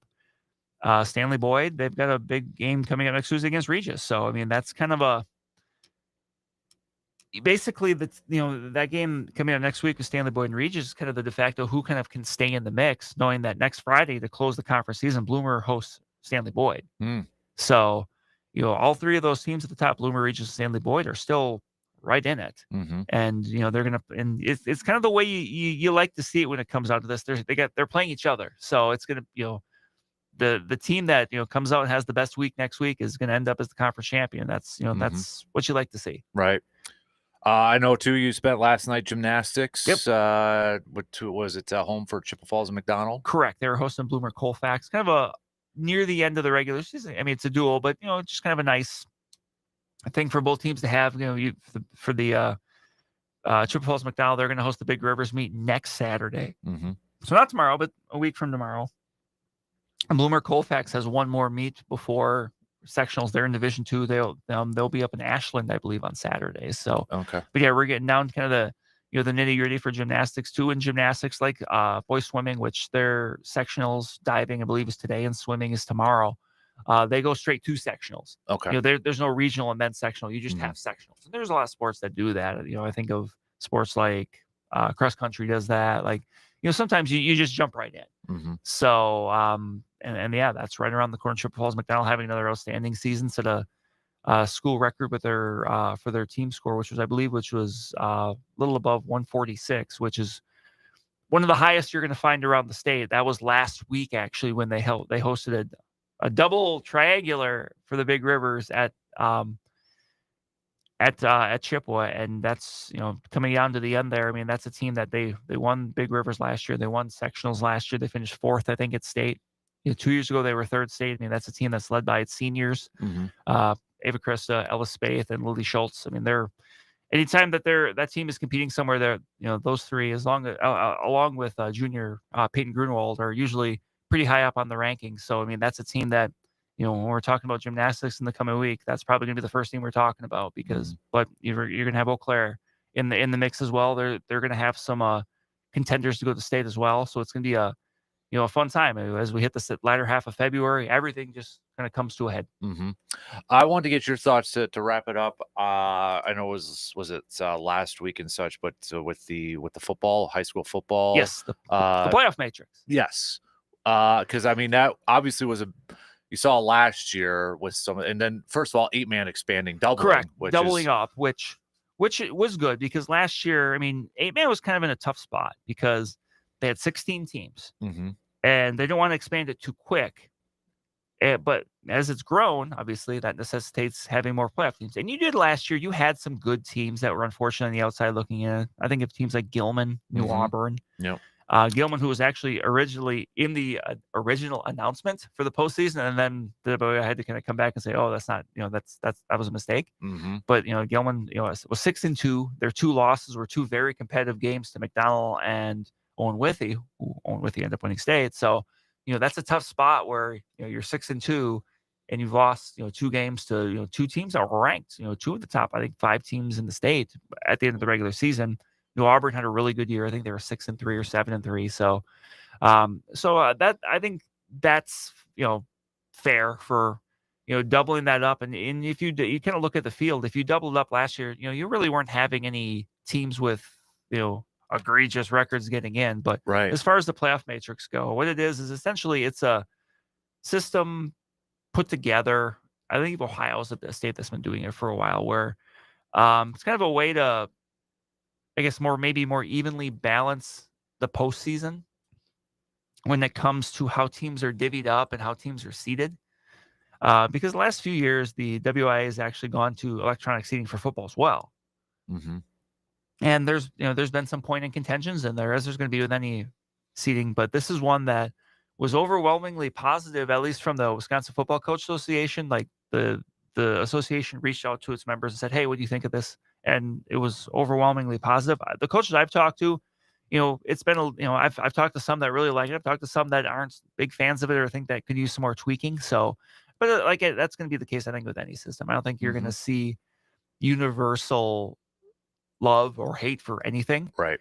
But it's going to be something that's new. And kind of the interesting thing with it, if I'm thinking of this correctly, is teams will generally know at the beginning of the year what division they're going to be in, which is interesting. I'm kind of curious to see how that is enforced, because obviously you don't know who's in the playoffs until near the end. But regardless, it's something that a lot of people really like, and I'm just kind of curious to see how it is in practice, because you can run kind of simulations of, well, this is what it would have looked like last year, etc. But until you see it kind of in front of you, you can't. I don't think you can make full judgments. I think one thing too, because when we always talk about when it comes to high school football, the conference record, did I read like that's not conference record was kind of a factor into this now too, where it maybe is not like the first indicator or first benchmark? No. And part of it too is actually it's going to weigh versus kind of the wins you get in kind of the division, the size of the team. So basically you're going to get more credit if you're playing larger teams. And one of the critiques I've seen of that is if you're a larger team, if you're, a team in the Big Rivers, the Wisconsin Valley, like, are you going to not, you may not get as much credit for beating a really good team. Like if it's a Division II team, but if it's a Rice Lake or a New Richmond, I mean, those are top level teams. Right.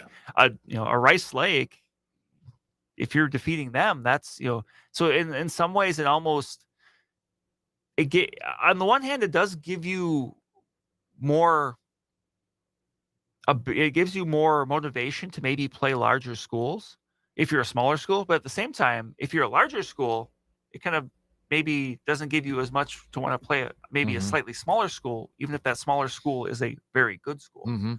So it's just something I think this, we're going to have to give it a few years and see how it works for Wisconsin. And for some of these conferences, I mean, their majority of their schedule are already conference opponents anyways, right? Right. So a lot of this doesn't matter because you're playing, you've got 6-7 games that are taken care of it already. Right. How would it factor like, so just, I'm curious, like Regis played out, was it an Illinois team last year? Right. And that's one I'm not sure like how out of states are factored. I think it's spelled out, but it's something I'll be honest, I didn't look into too much just because, I mean, that was a special circumstance. Right. So I haven't really looked into that too much to see how that would impact, Yeah. Any teams that play a team from Minnesota or from Illinois. Right. Blue Gold wise, I know basketball, we only got 3 more games left in the regular season. Blue Golds will be the men's team traveling to Point tomorrow. The women's team, their final regular season game, we at Sonotag. Stout is taking on Platteville. Stout's men's team will be at home. And Stout men's team will be on at home, and then the women's team will be on the road too. That's your local sports roundup, brought to you by Carpet City Flooring Center. We got to take a quick break, and we'll be back to wrap up the second hour after these quick words.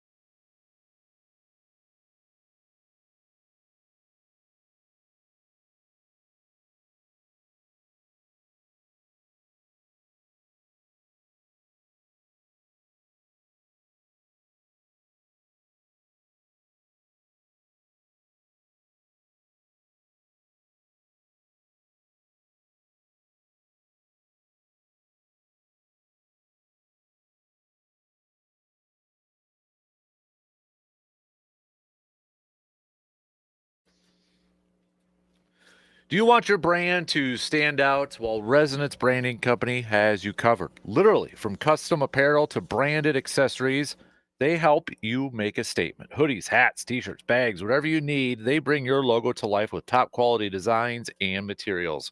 Perfect for businesses, sports teams, and events. Their custom gear keeps your brand front and center. Elevate your look, boost your brand. Residence Branding Company makes it happen.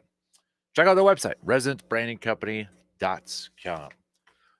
We got about 9 minutes to the top here, so we'll kick off the next hour doing some cream of the crop, then we'll talk some Brewers coming up in the next hour. Brandon, revisiting something we were talking about first hour. Who was your very first love in sports? Your favorite athlete when you were a kid? Probably Barry Sanders. I should turn your mic on. I don't want to say Because now. I want you to. I don't want to say now. No, come up with a different answer. No. Well, like I said before when I was muted, probably Barry Sanders. Yeah, I think so. I mean, to me, like Barry Sanders was almost like the ultimate athlete for a little kid to like because of just how crazy of an athlete he was, all the stuff he would do. And then, I mean, the fact that I thought he was a pretty good role model too. I mean, not that I was thinking about that at that time, but still, I mean, he's obviously a very, humble guy. So I would probably say Barry Sanders. Yeah. I mean, because that's the thing too. Like, obviously, we're older kids now. But, when you are a kid, you don't pay attention to the other stuff. You idolize these people, right? You what are look they up doing to on the them. field? Right. So, I mean, you love them as a kid, right? Because that's kind of your hero at that point. So that's why you got into sports really too, as a team or an athlete. So I think my first one was probably Shaq for me. Because that's what, I was a Packers fan, but I wasn't really like attached to a specific player. My very first diehard favorite athlete was Shaq. Because I still remember going through the catalogs. Kids, there were catalogs back then. And I can't wait till I get my Shaq jersey. Like, I want a Shaq jersey, the one with the champion logo, finally got it. And I still have that one. And I think Shaq in some ways also kind of falls under that same category of Barry Sanders of like, when you just see what this guy can do, like there was not anyone that big, that explosive. Obviously there were other very good, post players, Hakeem, Ewing, etc. But like they weren't that athletic and like ripping down backboards. Like it's easy to see how a young Dan or a young anybody could really gravitate towards someone like Shaq. And then he had a great personality too, obviously too. So I had a Shaq birthday party. I still remember I had a VHS tape. I had like the Shaq figurines and all that. Oh yeah, I was diehard Shaq, dude. But then I remember, I don't know which year it was, the day after he went to the Lakers of my birthday. So yeah, I don't know if it was the Shaq birthday or it was like maybe a different year, but I remember listening to the radio and finding out Shaq was going to the Lakers. So, but yeah, my first sports love was probably like the Magic, like just diehard mid-90s, early 90s Magic. And then, Green Bay was in there too. But yeah, Nick Anderson, Dennis Scott, Penny Hardaway, Horace Grant, Brian Shaw, Shaq, Donald Royal. I could go through that whole roster. And then the 96 Packers, I could probably name every starter still on there. So what would be like, what's your favorite? Did you have a favorite team? Like a specific year? Like for me, I still say this, I loved the 14-15 Badger basketball team. That'd be pretty high up there. Because even just the off the court stuff. Right. Yeah. You had Nigel Hayes with the stenographer, all that stuff. It was just that was just an easy team, I think, to root for. Yeah. And there's been like Brewer teams where you could tell in the clubhouse, like Low Kane having fun, Who was the one Brewer player that would sing like that Low Kane song? Do you remember what I'm talking about? No. Okay, I'm gonna look. How do I remember that? You don't. That's a good question. All right. While I look it up, do you have any favorite teams? I'm like, I don't know, like trying to think of like favorite. Like some of like my favorite Vikings teams weren't necessarily always the really good ones. Like I think of like 03 and 04 when that team was basically Dante Culpepper and Randy Moss. It was Brent Suter. When I say low, you say King. Low, okay. King. Yeah. Brent Suter would have probably been a pretty decent guess for that. But, okay. Because I'm watching the video right now. He's like dancing and everything. So, yeah. You want me to play it quick? If you want to. Let's see if it actually is going to.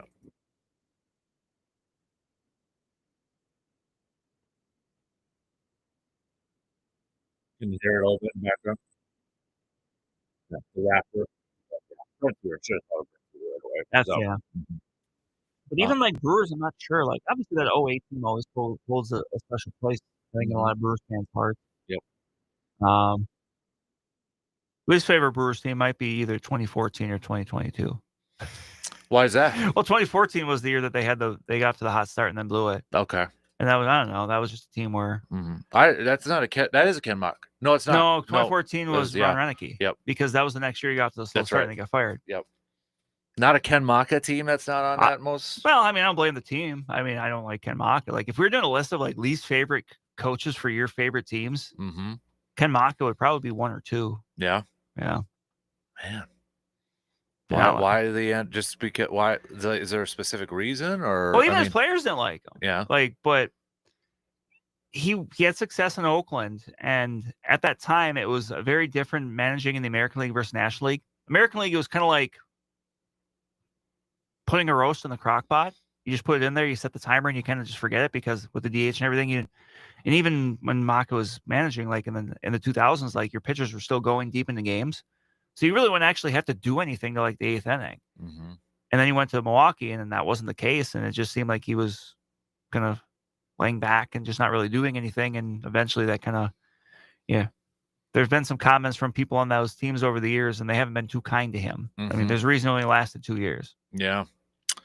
A couple texts here. Kirby Puckett loved the game more than anybody, and the things he could do at his size were amazing. I'll never forget the catch or the homer in the 91 World Series, 92 Rose Bowl. Very accomplished so much in 2 years, and of course the Final Four Badger teams. My first was Harmon Killebrew and Bart Starr. That's from Mark.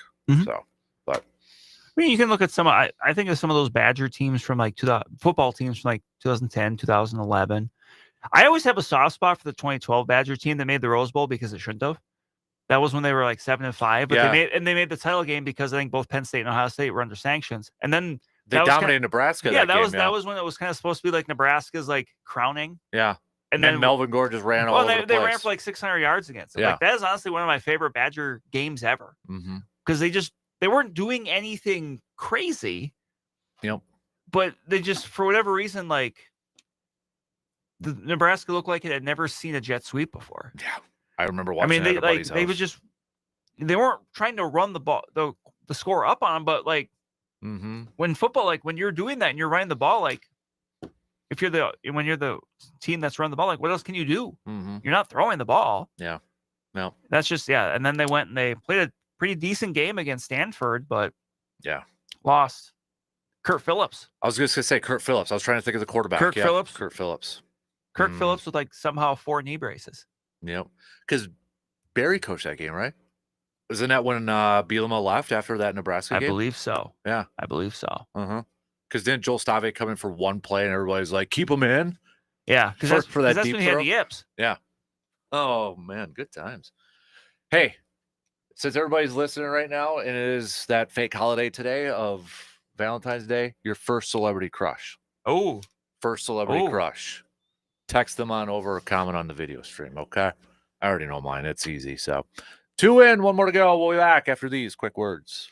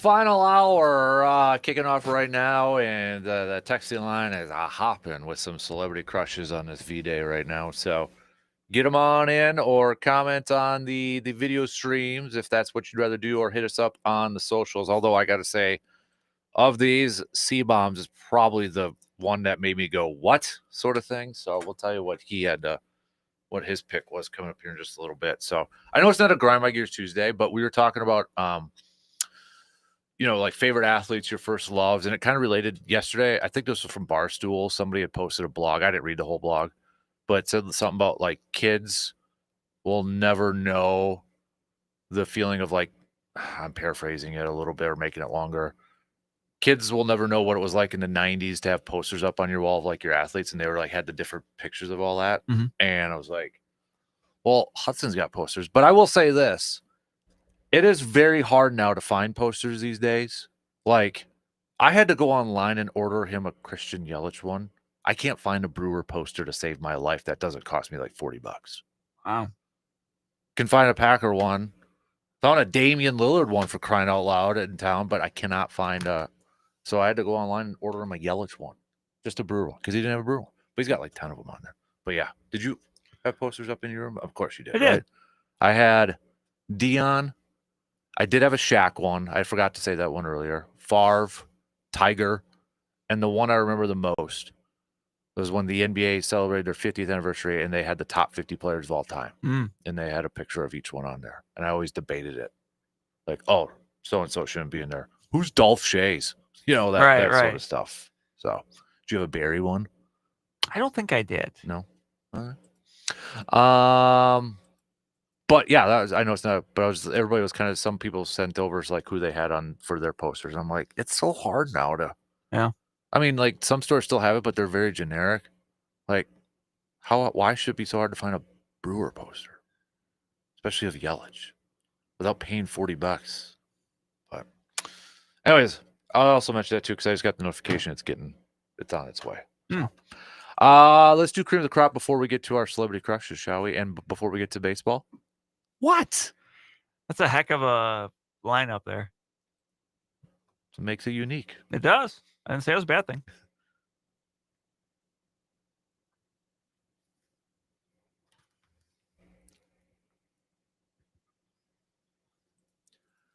Who is your cream of the crop? Brandenburg. Mine is someone who I have a feeling is going to be making a lot of money in the next month. Okay. Zach Bond. Oh. Linebacker for the Eagles, Wisconsin Badger. Mm-hmm. Signed a 1-year, $4 million deal with Eagles in the offseason after, he was a high draft pick with the Saints, but didn't have much of an opportunity. Only had 2 sacks in 4 seasons there. Never more than 30 tackles in a season. Goes to Philly this year, and he absolutely feasted in that defense. 151 tackles, 3.5 sacks, 5 forced fumbles. He's a guy. He's just a versatile linebacker, and he's going to get paid this offseason. Mm-hmm. He is going to get paid from somebody. Yep. And he's got, he obviously got a ring with the Eagles, as a part of that dominant defensive effort last Sunday. So, Zach Bond, good for you. Mm-hmm. I'm kind of on the same wave here, but I'm going to go cream of the crop, Vic Fangio. If they could give the game MVP to a coach, he should have got the game MVP on Sunday. Right. Because of what that defense did, that defensive front did. This is the number the stat that just blows my mind away. I'm going to try to bring it back up here because I saved it earlier in the week. And I think Packers fans were probably just like, this is what we flipping wanted. Where did it go here? Here it is. So in that Super Bowl game, the defensive front for Philly, 0 blitzes, 26 pressures, 6 sacks, 42.9% pressure percentage. Yep. Getting home with 4 for crying out loud. And it looked, you watched that game like, oh, they had to be blitzed. No. They just wreaked havoc. And you look back at look at the Super Bowls that both Patrick Mahomes and Tom Brady lost, and they were both very similar scripts. Mm-hmm. And it was this. Yeah. It was whoever it was, the Giants and the Eagles against Brady, and now the Buccaneers and the Eagles against Mahomes were able to get home with 4. Yep. and it was dominant defensive lines that just controlled the game with their pass rush. Mm-hmm. And the NFL is always kind of a copycat league. Yep. I kind of wonder because, you give Philly a lot of credit. I mean, their roster construction is outstanding. I mean, that's a team that when you look spot for spot, there's really no weakness. Yep. Is this a time where more people, more teams start to invest in the trenches? Because the Eagles have thrown a lot of draft capital on the offensive and defensive lines. Mm-hmm. And they haven't all worked out, but obviously a good chunk of them has, because both of those position groups are excellent. Yes. Yep. All right. Those are your cream of the crop picks. Brandon, who is your celebrity crush? Well, we talked off air and we got the same one. Do we really? Yeah, I mentioned that to you. Okay. I didn't hear that part. I didn't know we had the same one. Yeah. All right. Well, we'll just. I feel like this would be a pretty popular one. I think it's the only correct answer for anybody that's our age. That's true. The correct answer for anybody who's in their late 30s, early 40s, or whatever, is Kelly Kapowski from Saved by the Bell. Tiffany Amber Thiessen. Yeah, Kelly Kapowski from Saved by the Bell. That is the only correct answer for everybody in our age right now. It's probably yes, as you said, the most popular one. But for crying out loud, I was in kindergarten and I had a crush on her. I mean, that's the only reason I watched Saved by. Slater was kind of cool too, and all that. But I mean, come on. When you're a kindergartner, you already got Kelly Kapowski is the clear-cut number one answer for anybody at our age. We don't want to say that there's only one correct answer, but this is like the safest one. I have yet to meet somebody like, yeah, no. Like of Lisa and Jesse and Kelly numero uno. See, I'm dropping some Saved by the Bell knowledge there you go. now. Just Tori didn't do it in the whatever years. The later ones? Yeah. Then they went to college, and then Kelly's back. And then Mike Golick was like their friend or something. No, it was like their RA, wasn't it? Their residence. It was a Bob. I think it was Bob. Bob. It was Bob. Bob. Yeah, Sorry. Bob. But yeah, it was like the resident. Yeah. What do you call it in the door? Resident advisor. Yep. Okay. Yeah. But Kelly Kapowski. Some other picks. We did have one person pick, and this is not, but I think you could tell the different eras. Yep, and that's it. Grew So up many in, things we're gonna say is gonna be the the product of your era. Josh says Jennifer Love Hewitt. There you go. Yeah. We've got Sean says first celebrity crush ties right into your posters on the wall as a kid. Anna Kournikova. John says Kelly Kapowski. There you go. Richie going Christina Ricci from because of Casper. Honorable mention Nurse Julie from Heavyweights. Yes. I don't know that one, so I know that's one of your favorite Disney movies. movie. Oh, I know the movie. I don't know. There's Julie. Yeah. C-Bomb went with Olivia Newton-John, which I didn't know C-Bomb was that much older than us, but okay. Pat says Farrah Fawcett. Farrah Fawcett. And I feel like of that generation, that's gonna be a very popular one too, and rightfully so. Mm-hmm. Yeah. So I mean, what else? Come on, guys or gals listening. What was your mom's first celebrity crush? Oh my! How am I supposed to know? Well, she's listening. So I'm sure she is, but how am I Brandon's supposed to know mom, that? What was your first celebrity probably, crush? I don't know. Robin probably Young? like the Big Bopper or something. I don't know. Wow. You're doing that to your mom on Valentine's Day? How dare you? Probably Robin Young. No, maybe. Yeah.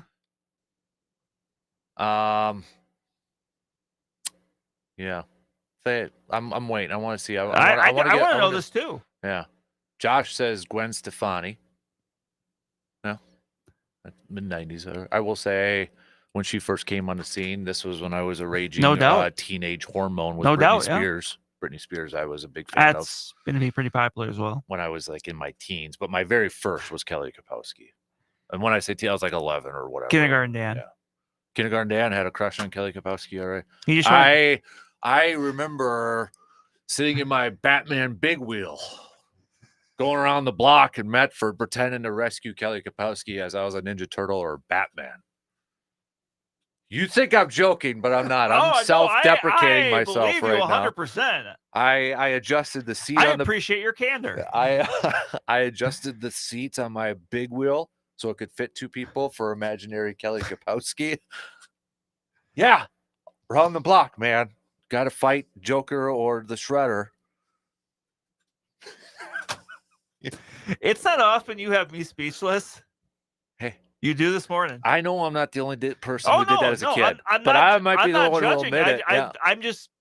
I'm glad that you're being as vivid with this as you can be. Yeah. Huge crush. I appreciate, as I said, I appreciate your candor. Yeah. Yep. So there you have it. Come on. I'm going to get you to open up like this one of these days. I can't be the only one that'll embarrass myself that way. I love that that Batman big wheel too. Oh, that was so, I mean, those were the days and you could go around a city block too and, nobody cared. We weren't worried. Like, I'd be nervous if my kid went around a block now. Those were the good old days, just going down by Highway 64. I was going to say 13. There's only like 2 in there. 64. Alyssa Milano, who's the boss. I had a Kelly Kapowski poster on my wall in the 90s. Yeah. Oh, yeah. Good times. Yeah. Then she went to 90210 okay, I'll stop. I won't need to go there. You're about to go on a frustrated tangent. No. I think her name was Valerie in there, but I don't know. I think as a kid, it always rubbed me the wrong way that for a period of time, she was like one of the bad people on Son-in-Law. That's right. I forgot she was in that movie. But then she really wasn't. But I think she. She just, her heart was heart was towards a guy that she wanted, right? Yeah, and he was a jerk. Yeah. And then, don't worry, Pauly Shore and her got him back. 90s power couple, Tiffany Amber Thiessen and Pauly Shore. Yeah. Yep. Jessica Alba. That's another pick. Chris on the video stream said his first celebrity crush was Linda Carter. Linda Carter's a popular one for people of that era. Yeah. That's a name. That's a name. Is that Wonder Woman? I think she was Wonder Woman, right? I mean, we have technology. We can look this up. Okay. Well, go for it. I think so. Well, you said she's a popular one, so you should know. It's a name let's put it this way. It's a name I've heard from, even though it's not from my time. Okay. All right. So, keep those coming. We'll take a quick break, and then we'll straighten ourselves out here and talk some Brewers baseball. Did you look it up yet? Yeah. And? She was Wonder Woman. Okay. She was also Miss World USA. And then Lens Express commercials. Thank you, Wikipedia. The more you know. That NBC graphic going on right now in your head. Yep. Remember the old, I just remember on Saturday mornings, like, I don't think you call them infomercials, but like a celebrity would go on there and Yes. like, what were those called? Yeah, it's an infomercial. Okay. Where they'd be like, this health and beauty top or cream has done wonders for me, yada yada yada. No, not that. It was like a celebrity. It was like I remember Dwight Schrute did one as a spoof. I'll find the Dwight spoof. Okay. Then you'll know what I'm talking about and play it. So, all right, we'll take a quick break and keep those coming. First celebrity crush is coming up after these quick words.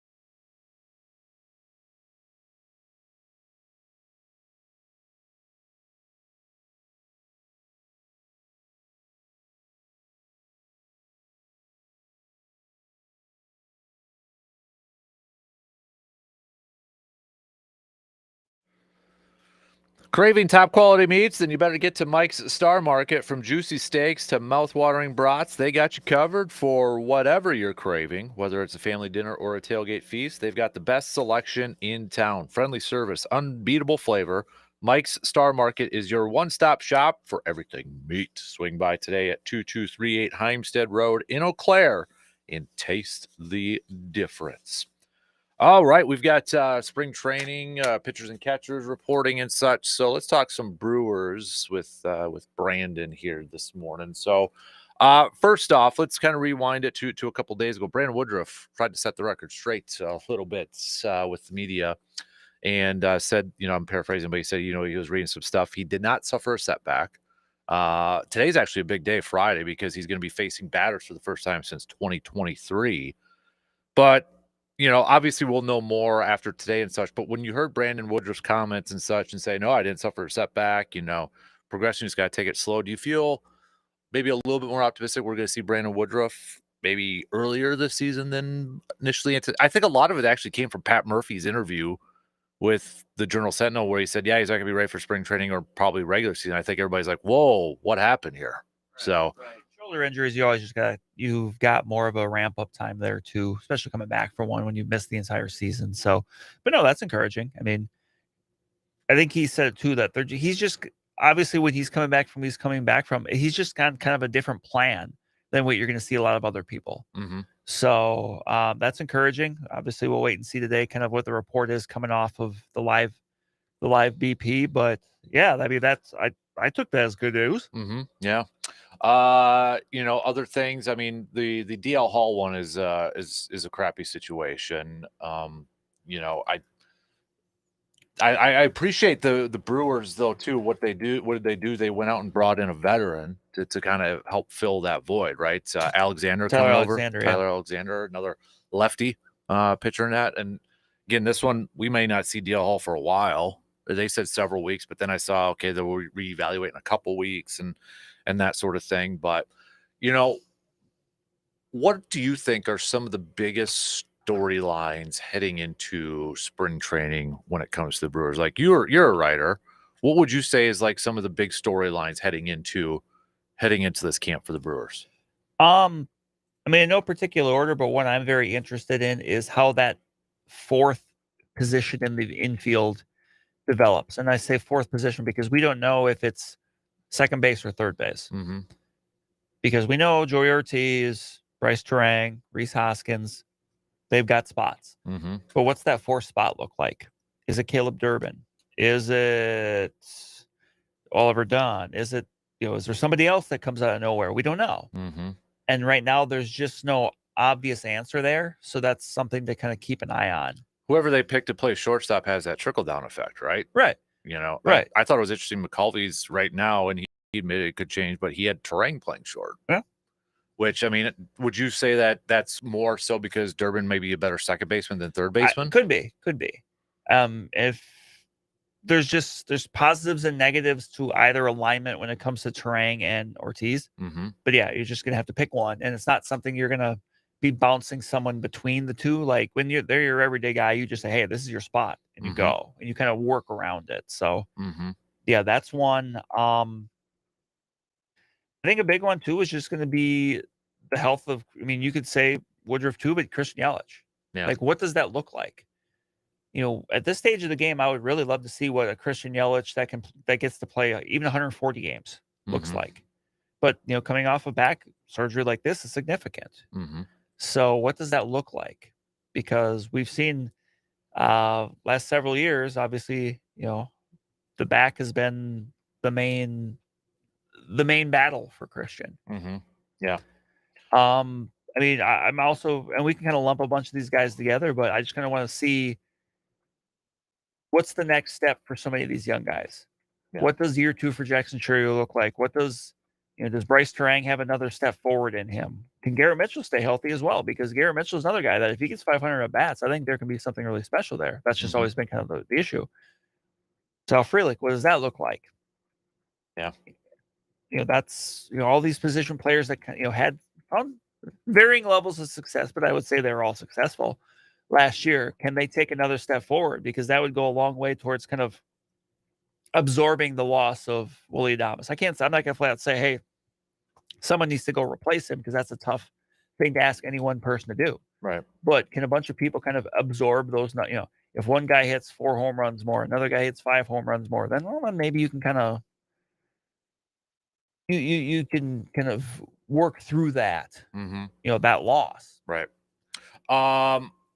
Look, so I think everybody's still kind of waiting to see who's that spot. Let me just throw out a wild card name to this. Now, this ain't happening.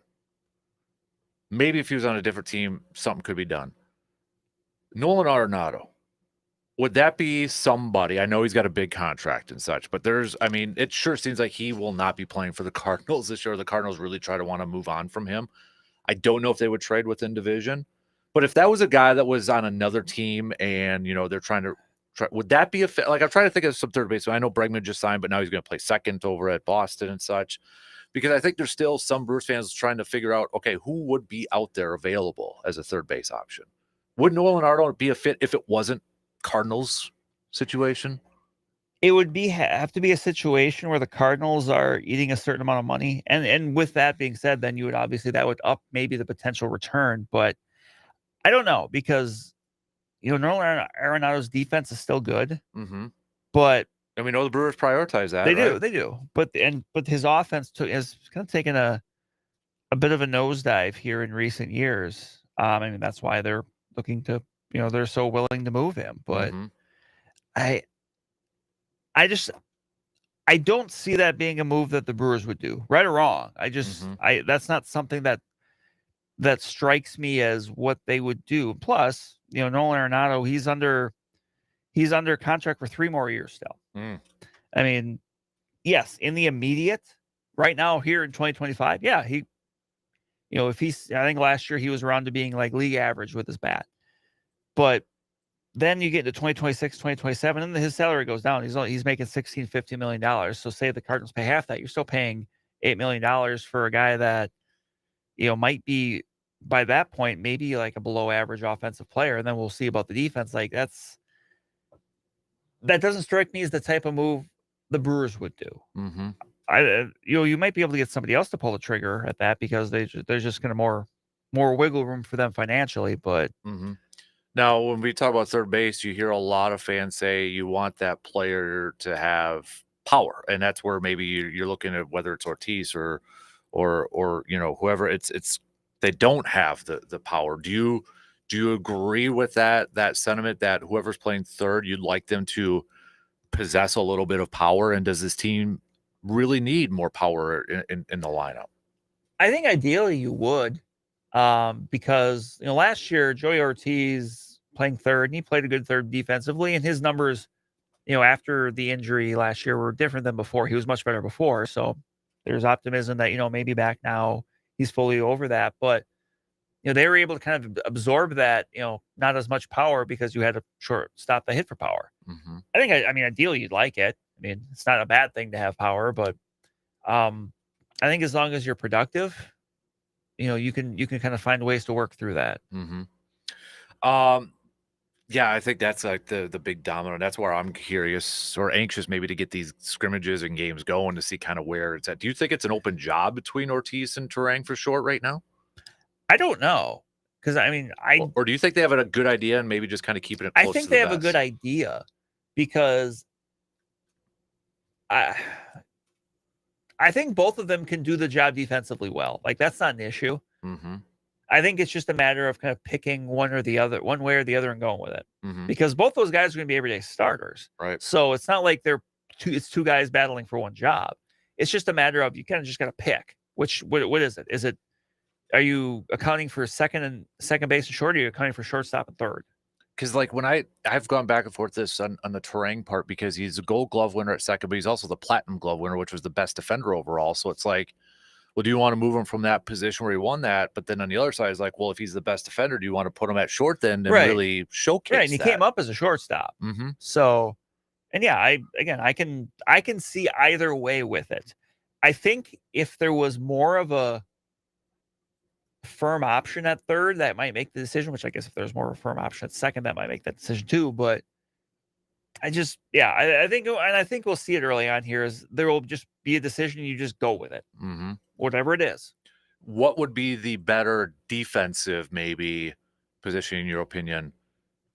Caleb playing third, and then Ortiz is at short with Terang at second, or Caleb Durbin playing second with Terang at short and Ortiz at third? Probably Durbin at second, and that's more of speaking strictly on his end of things. Right.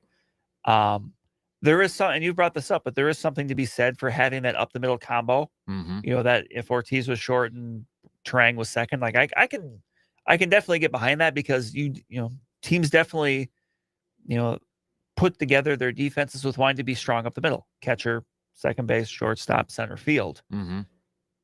But I think if this is about putting whoever that other person is in the best position to succeed, I think it would be Durbin at second.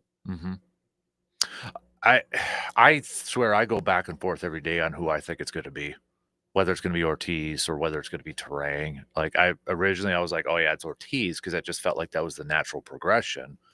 But then you look at maybe the lack of moves over there, you kind of like, okay, maybe it is Terang that's going to go over there. Right. And there could still be something done there. And there's not a whole lot out there for agency, but if the Brewers sign, say, Jose Iglesias, and remember last year that the Brewers signed Gary Sanchez when spring training was already underway.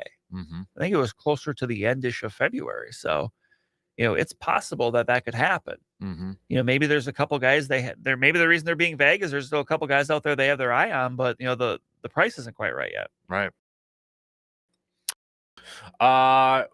Looking at, looking at like the pitching and why, do you have a problem with Pat Murphy already declaring Freddie's the opening day starter? No.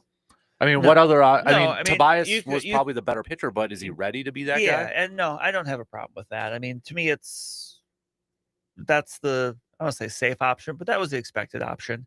And normally, you don't always hear managers ready, do that, even when, like, I mean, there were times where, people would be kind of counting backwards based on when is this pitcher pitching, to see like, oh, well, he's currently, he's on trajectory to be, to start opening day and that kind of stuff. But no, I don't have a problem with him just come out saying, no, that's, this is our guy. This is what we're going to go with. And it's not a surprise.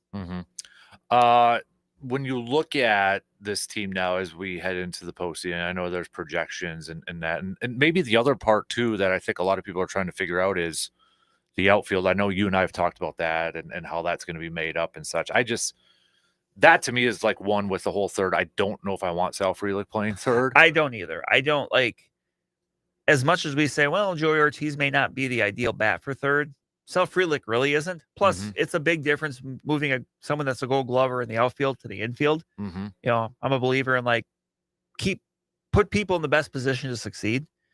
And if I would rather go with whoever that other infielder is, if it means you're keeping Sal Frelick in the outfield, I don't think it's a great fit for third, and especially trying to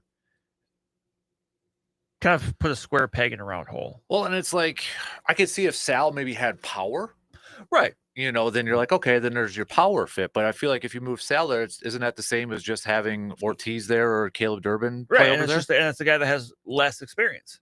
Right. So I think we kind of said it last year too with the outfield when Joey Weimer was still on the team, and that's like, okay, where's everybody going to play? And naturally it would work out whether it's an injury or such. And usually it does.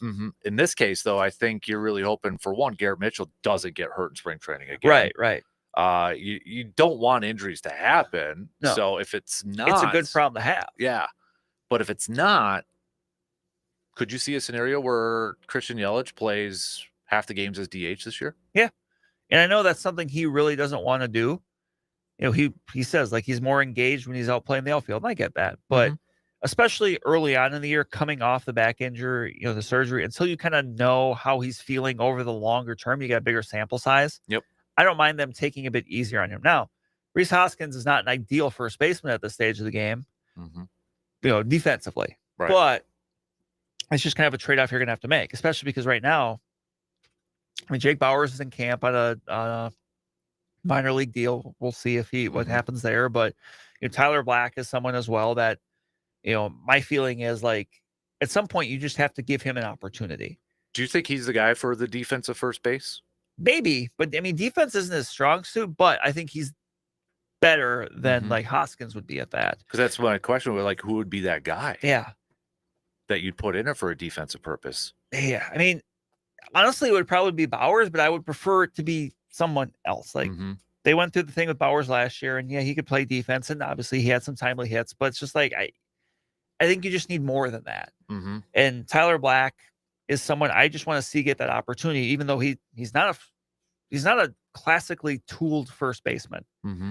You know, also because he's played around the infield. Some people think his best position might be the outfield, but with the Brewers, that's probably not going to happen, at least right away. Right. And he's someone that's played a good chunk of 2 years at AAA. And at this point, I just don't see what else you had, because you can still send him down, but I don't see what else is to be gained by having him play even more at AAA. I think if you play someone, if you do that to somebody for a certain amount of time, they kind of plateau.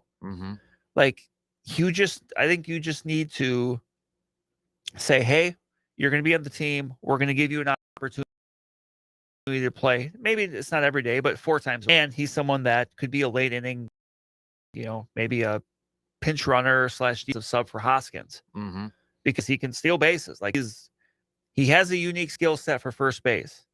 He is a really good eye at the plate, and he can steal bases, which you don't really hear out of first baseman. But that's something that this team, certainly values, as we've seen, and another one wouldn't hurt. Going back to the third base, just really quick here, for the longest time, it was like first base was, and still is to the sense, like a revolving position. Wasn't it like Rowdy Tellez was the first one to start opening days back to back? Since like, Prince Fielder. Since Prince Fielder. Yeah.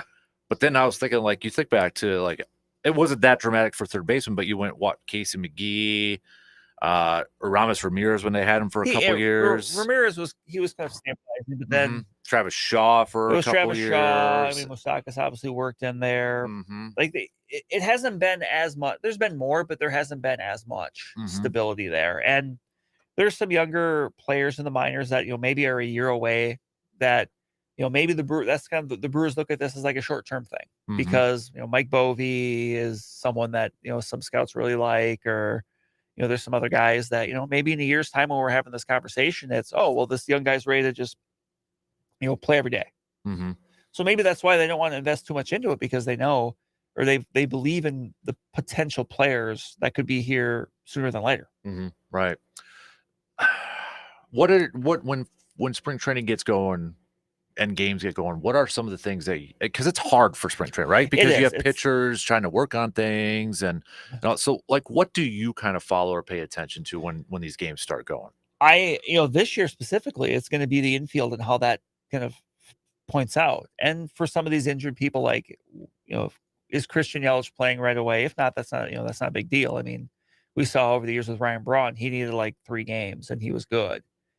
Some people need to play every day, some don't. Like, I just kind of want to see, once we get to the midway point and maybe a little beyond in spring training, like where are these players at?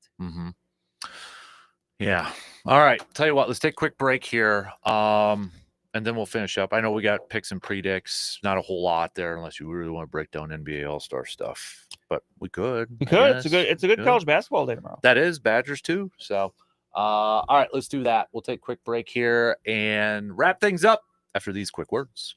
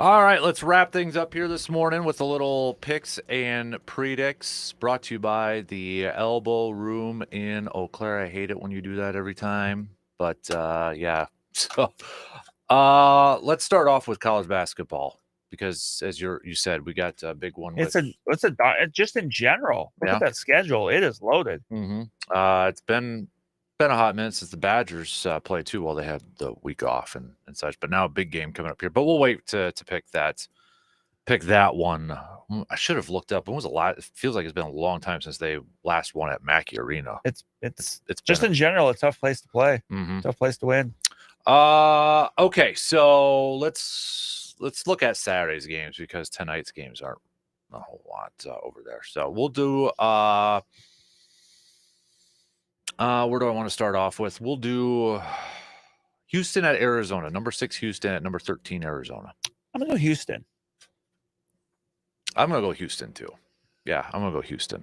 Let's do just scrolling through the list here. Let's do this is a fantastic one. I'm gonna wait for that one too. I think you probably know which one I'm talking about over there. Maybe not. Okay. Number 1 Auburn, number 2 Alabama.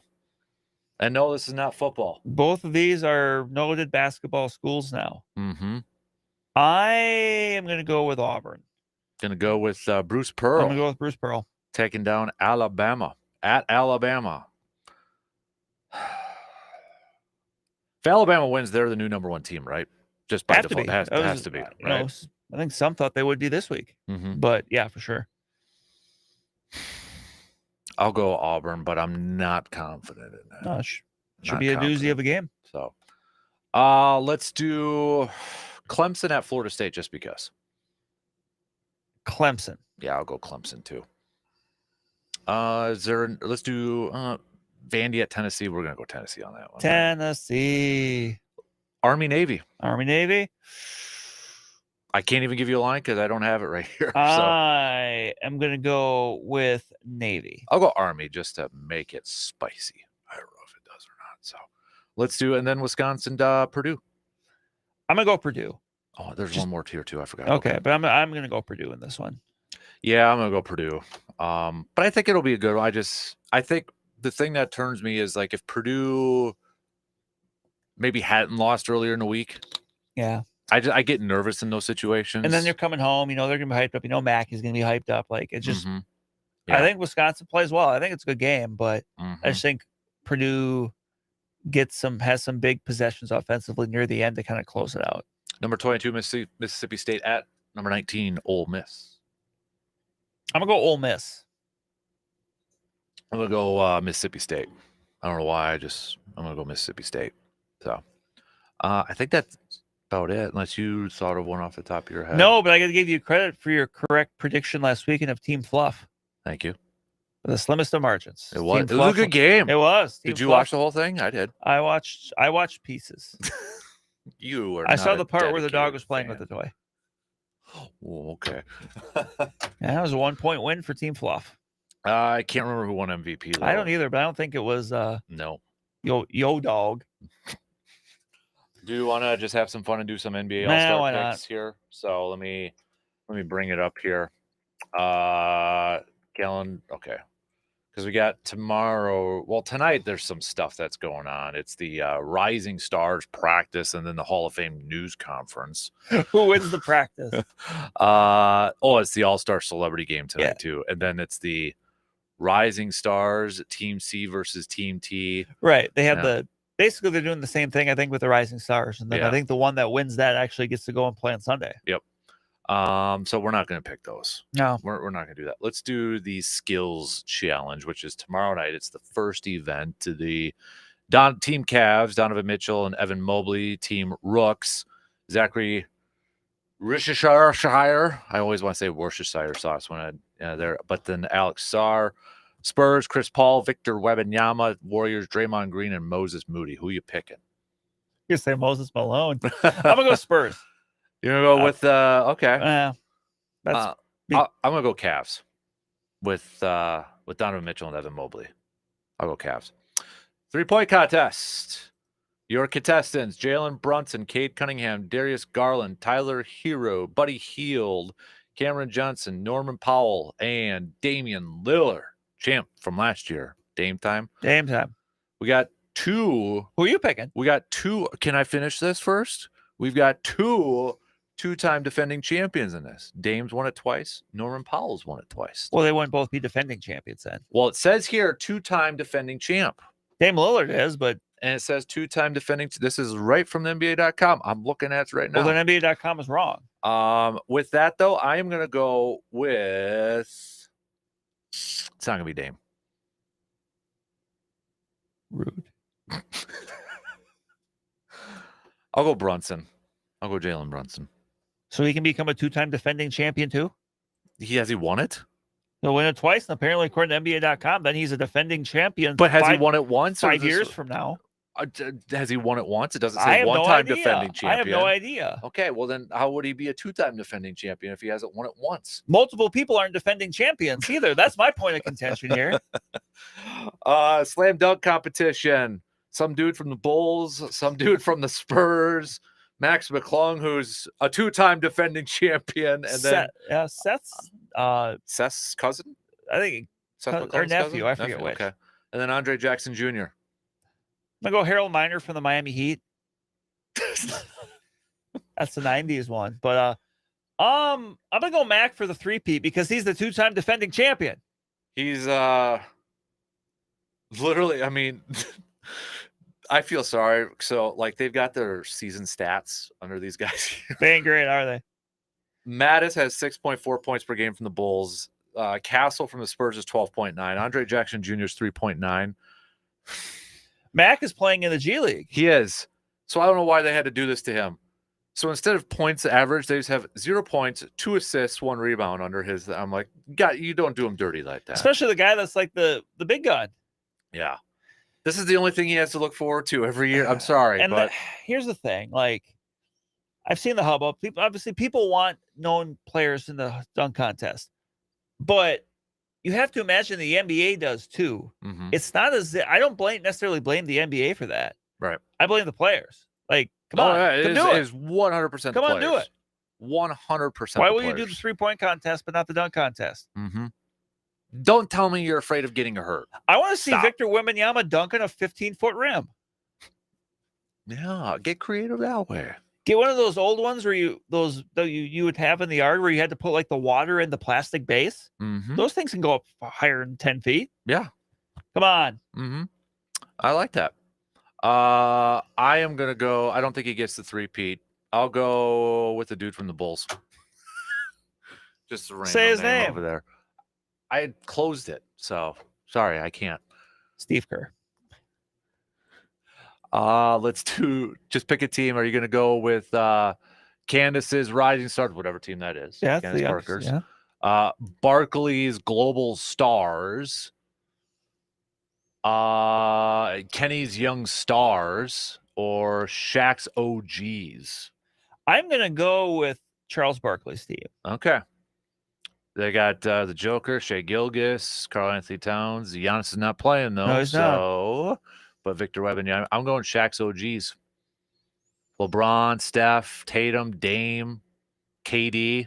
They're going to pop up threes the whole time. So I'm going Shaq's OGs for that. You want to do a Daytona pick? Yeah. I figured you'd want to do a Daytona pick. So who do you got for the Daytona 500? The thing I like about the Daytona 500 is you can go a little off the grid. My pick's not necessarily off the grid because he won one of the qualifying races last night. I'm going to go Bubba Wallace. Okay. I think he wins it for Michael Jordan. I was going to say, that isn't it Michael Jordan's driver? Correct. I'm going to go Bubba Wallace. So I'm going to cheat, and I'm looking at the lines here because I will say this, though, before you make the pick. If ever there was a race to pick somebody that's a little bit further down from the top of the odds, this is it. Okay. I mean, you look in recent history, Ricky Stenhouse Jr., Michael McDowell. Jimmy Johnson's towards the bottom. He is. Yeah. He's in the race, though. But, yeah, if you wanted to go maybe a little off the beaten path for a pick, this would be the time to do it. I'll go Austin Dillon. There you go. He's won it before. Has he? He has. Okay, he's That's right not a in the bad middle. All right, I'll go Austin Dillon. There we go. Okay, what else do we got to do some picks? I think that's about it, isn't it? Pretty much. Mm-hmm. So, okay, those are your picks and predicts brought to you by the Elbow Room in Eau Claire. With a chicken wing. Oh, remember when we had to do that in gym class? Or did you do that in gym class? We did. You have We a had the dance? dancing unit. Yeah. Yeah. Oh my God, the old record player that would come out and you'd have to do square Yeah, dancing. I thought that was just a Thorpe thing. No, we had to do that in Medford too. Do they still do that in gym? I don't believe so. Oh, I hated that unit. So hated kids, that you're unit. better for it. I mean, And oh no, that was like, I just remember this big. We had to one year come up with our own dance. And I remember we had like groups of 3 and we just did like a crossover for a basketball move and a jump shot was part of the routine. I just assumed you were going to do the Deion Sanders. Yeah. I think you couldn't like go all over the place. I don't know, but God, I hated that unit in gym class. God, I hated it so much. Like in a month, we'll be doing football, but for now, learn how to do the achy breaky heart dance. Just remember when you'd walk in a gym and you'd see that old record player, like, oh no. Or whoa, come on. So, yeah, I don't know if they do that anymore. I don't think so. That's probably for the best, I think. Probably. So, that was just another trip down memory lane too. When somebody was talking about like 90s posters, I'm like, the good old folders back in the day. Trapper Keeper. Now you got Trapper Keepers that hold like laptops and tablets and all that. And it's like, what are we? You gotta adjust with the time. Kids would never, I hear my 7-year-old talk about using his iPad at school. I'm like, geez Louise. I remember playing Oregon Trail. Spacebar. And the old going hunting and coming back with trying to come back with 300. No, that too. But trying to come back with 3,000 pounds of meat. They're like, you can only carry 20 pounds. It's like, well, that was a waste. All right, I don't want to waste an entire buffalo. Or I mean, come on. If I'd have known that, I just would have shot squirrels. Right? Jeez, I forgot the squirrel part. Your hunter was stationed in like a little corner there, and you could only like move in directions. And were you a big number munchers guy? No, nope. But it was definitely Oregon Trail. Yep. I wish I had that game. Like I want the old school. Like they got the new. I want the new ones. No, you want to have the feeling of the computer with like the green screen and. Mm-hmm. And you're using the arrows when you're like in the raft. Yes. And back and forth. And then you'd have to put in people's names and then.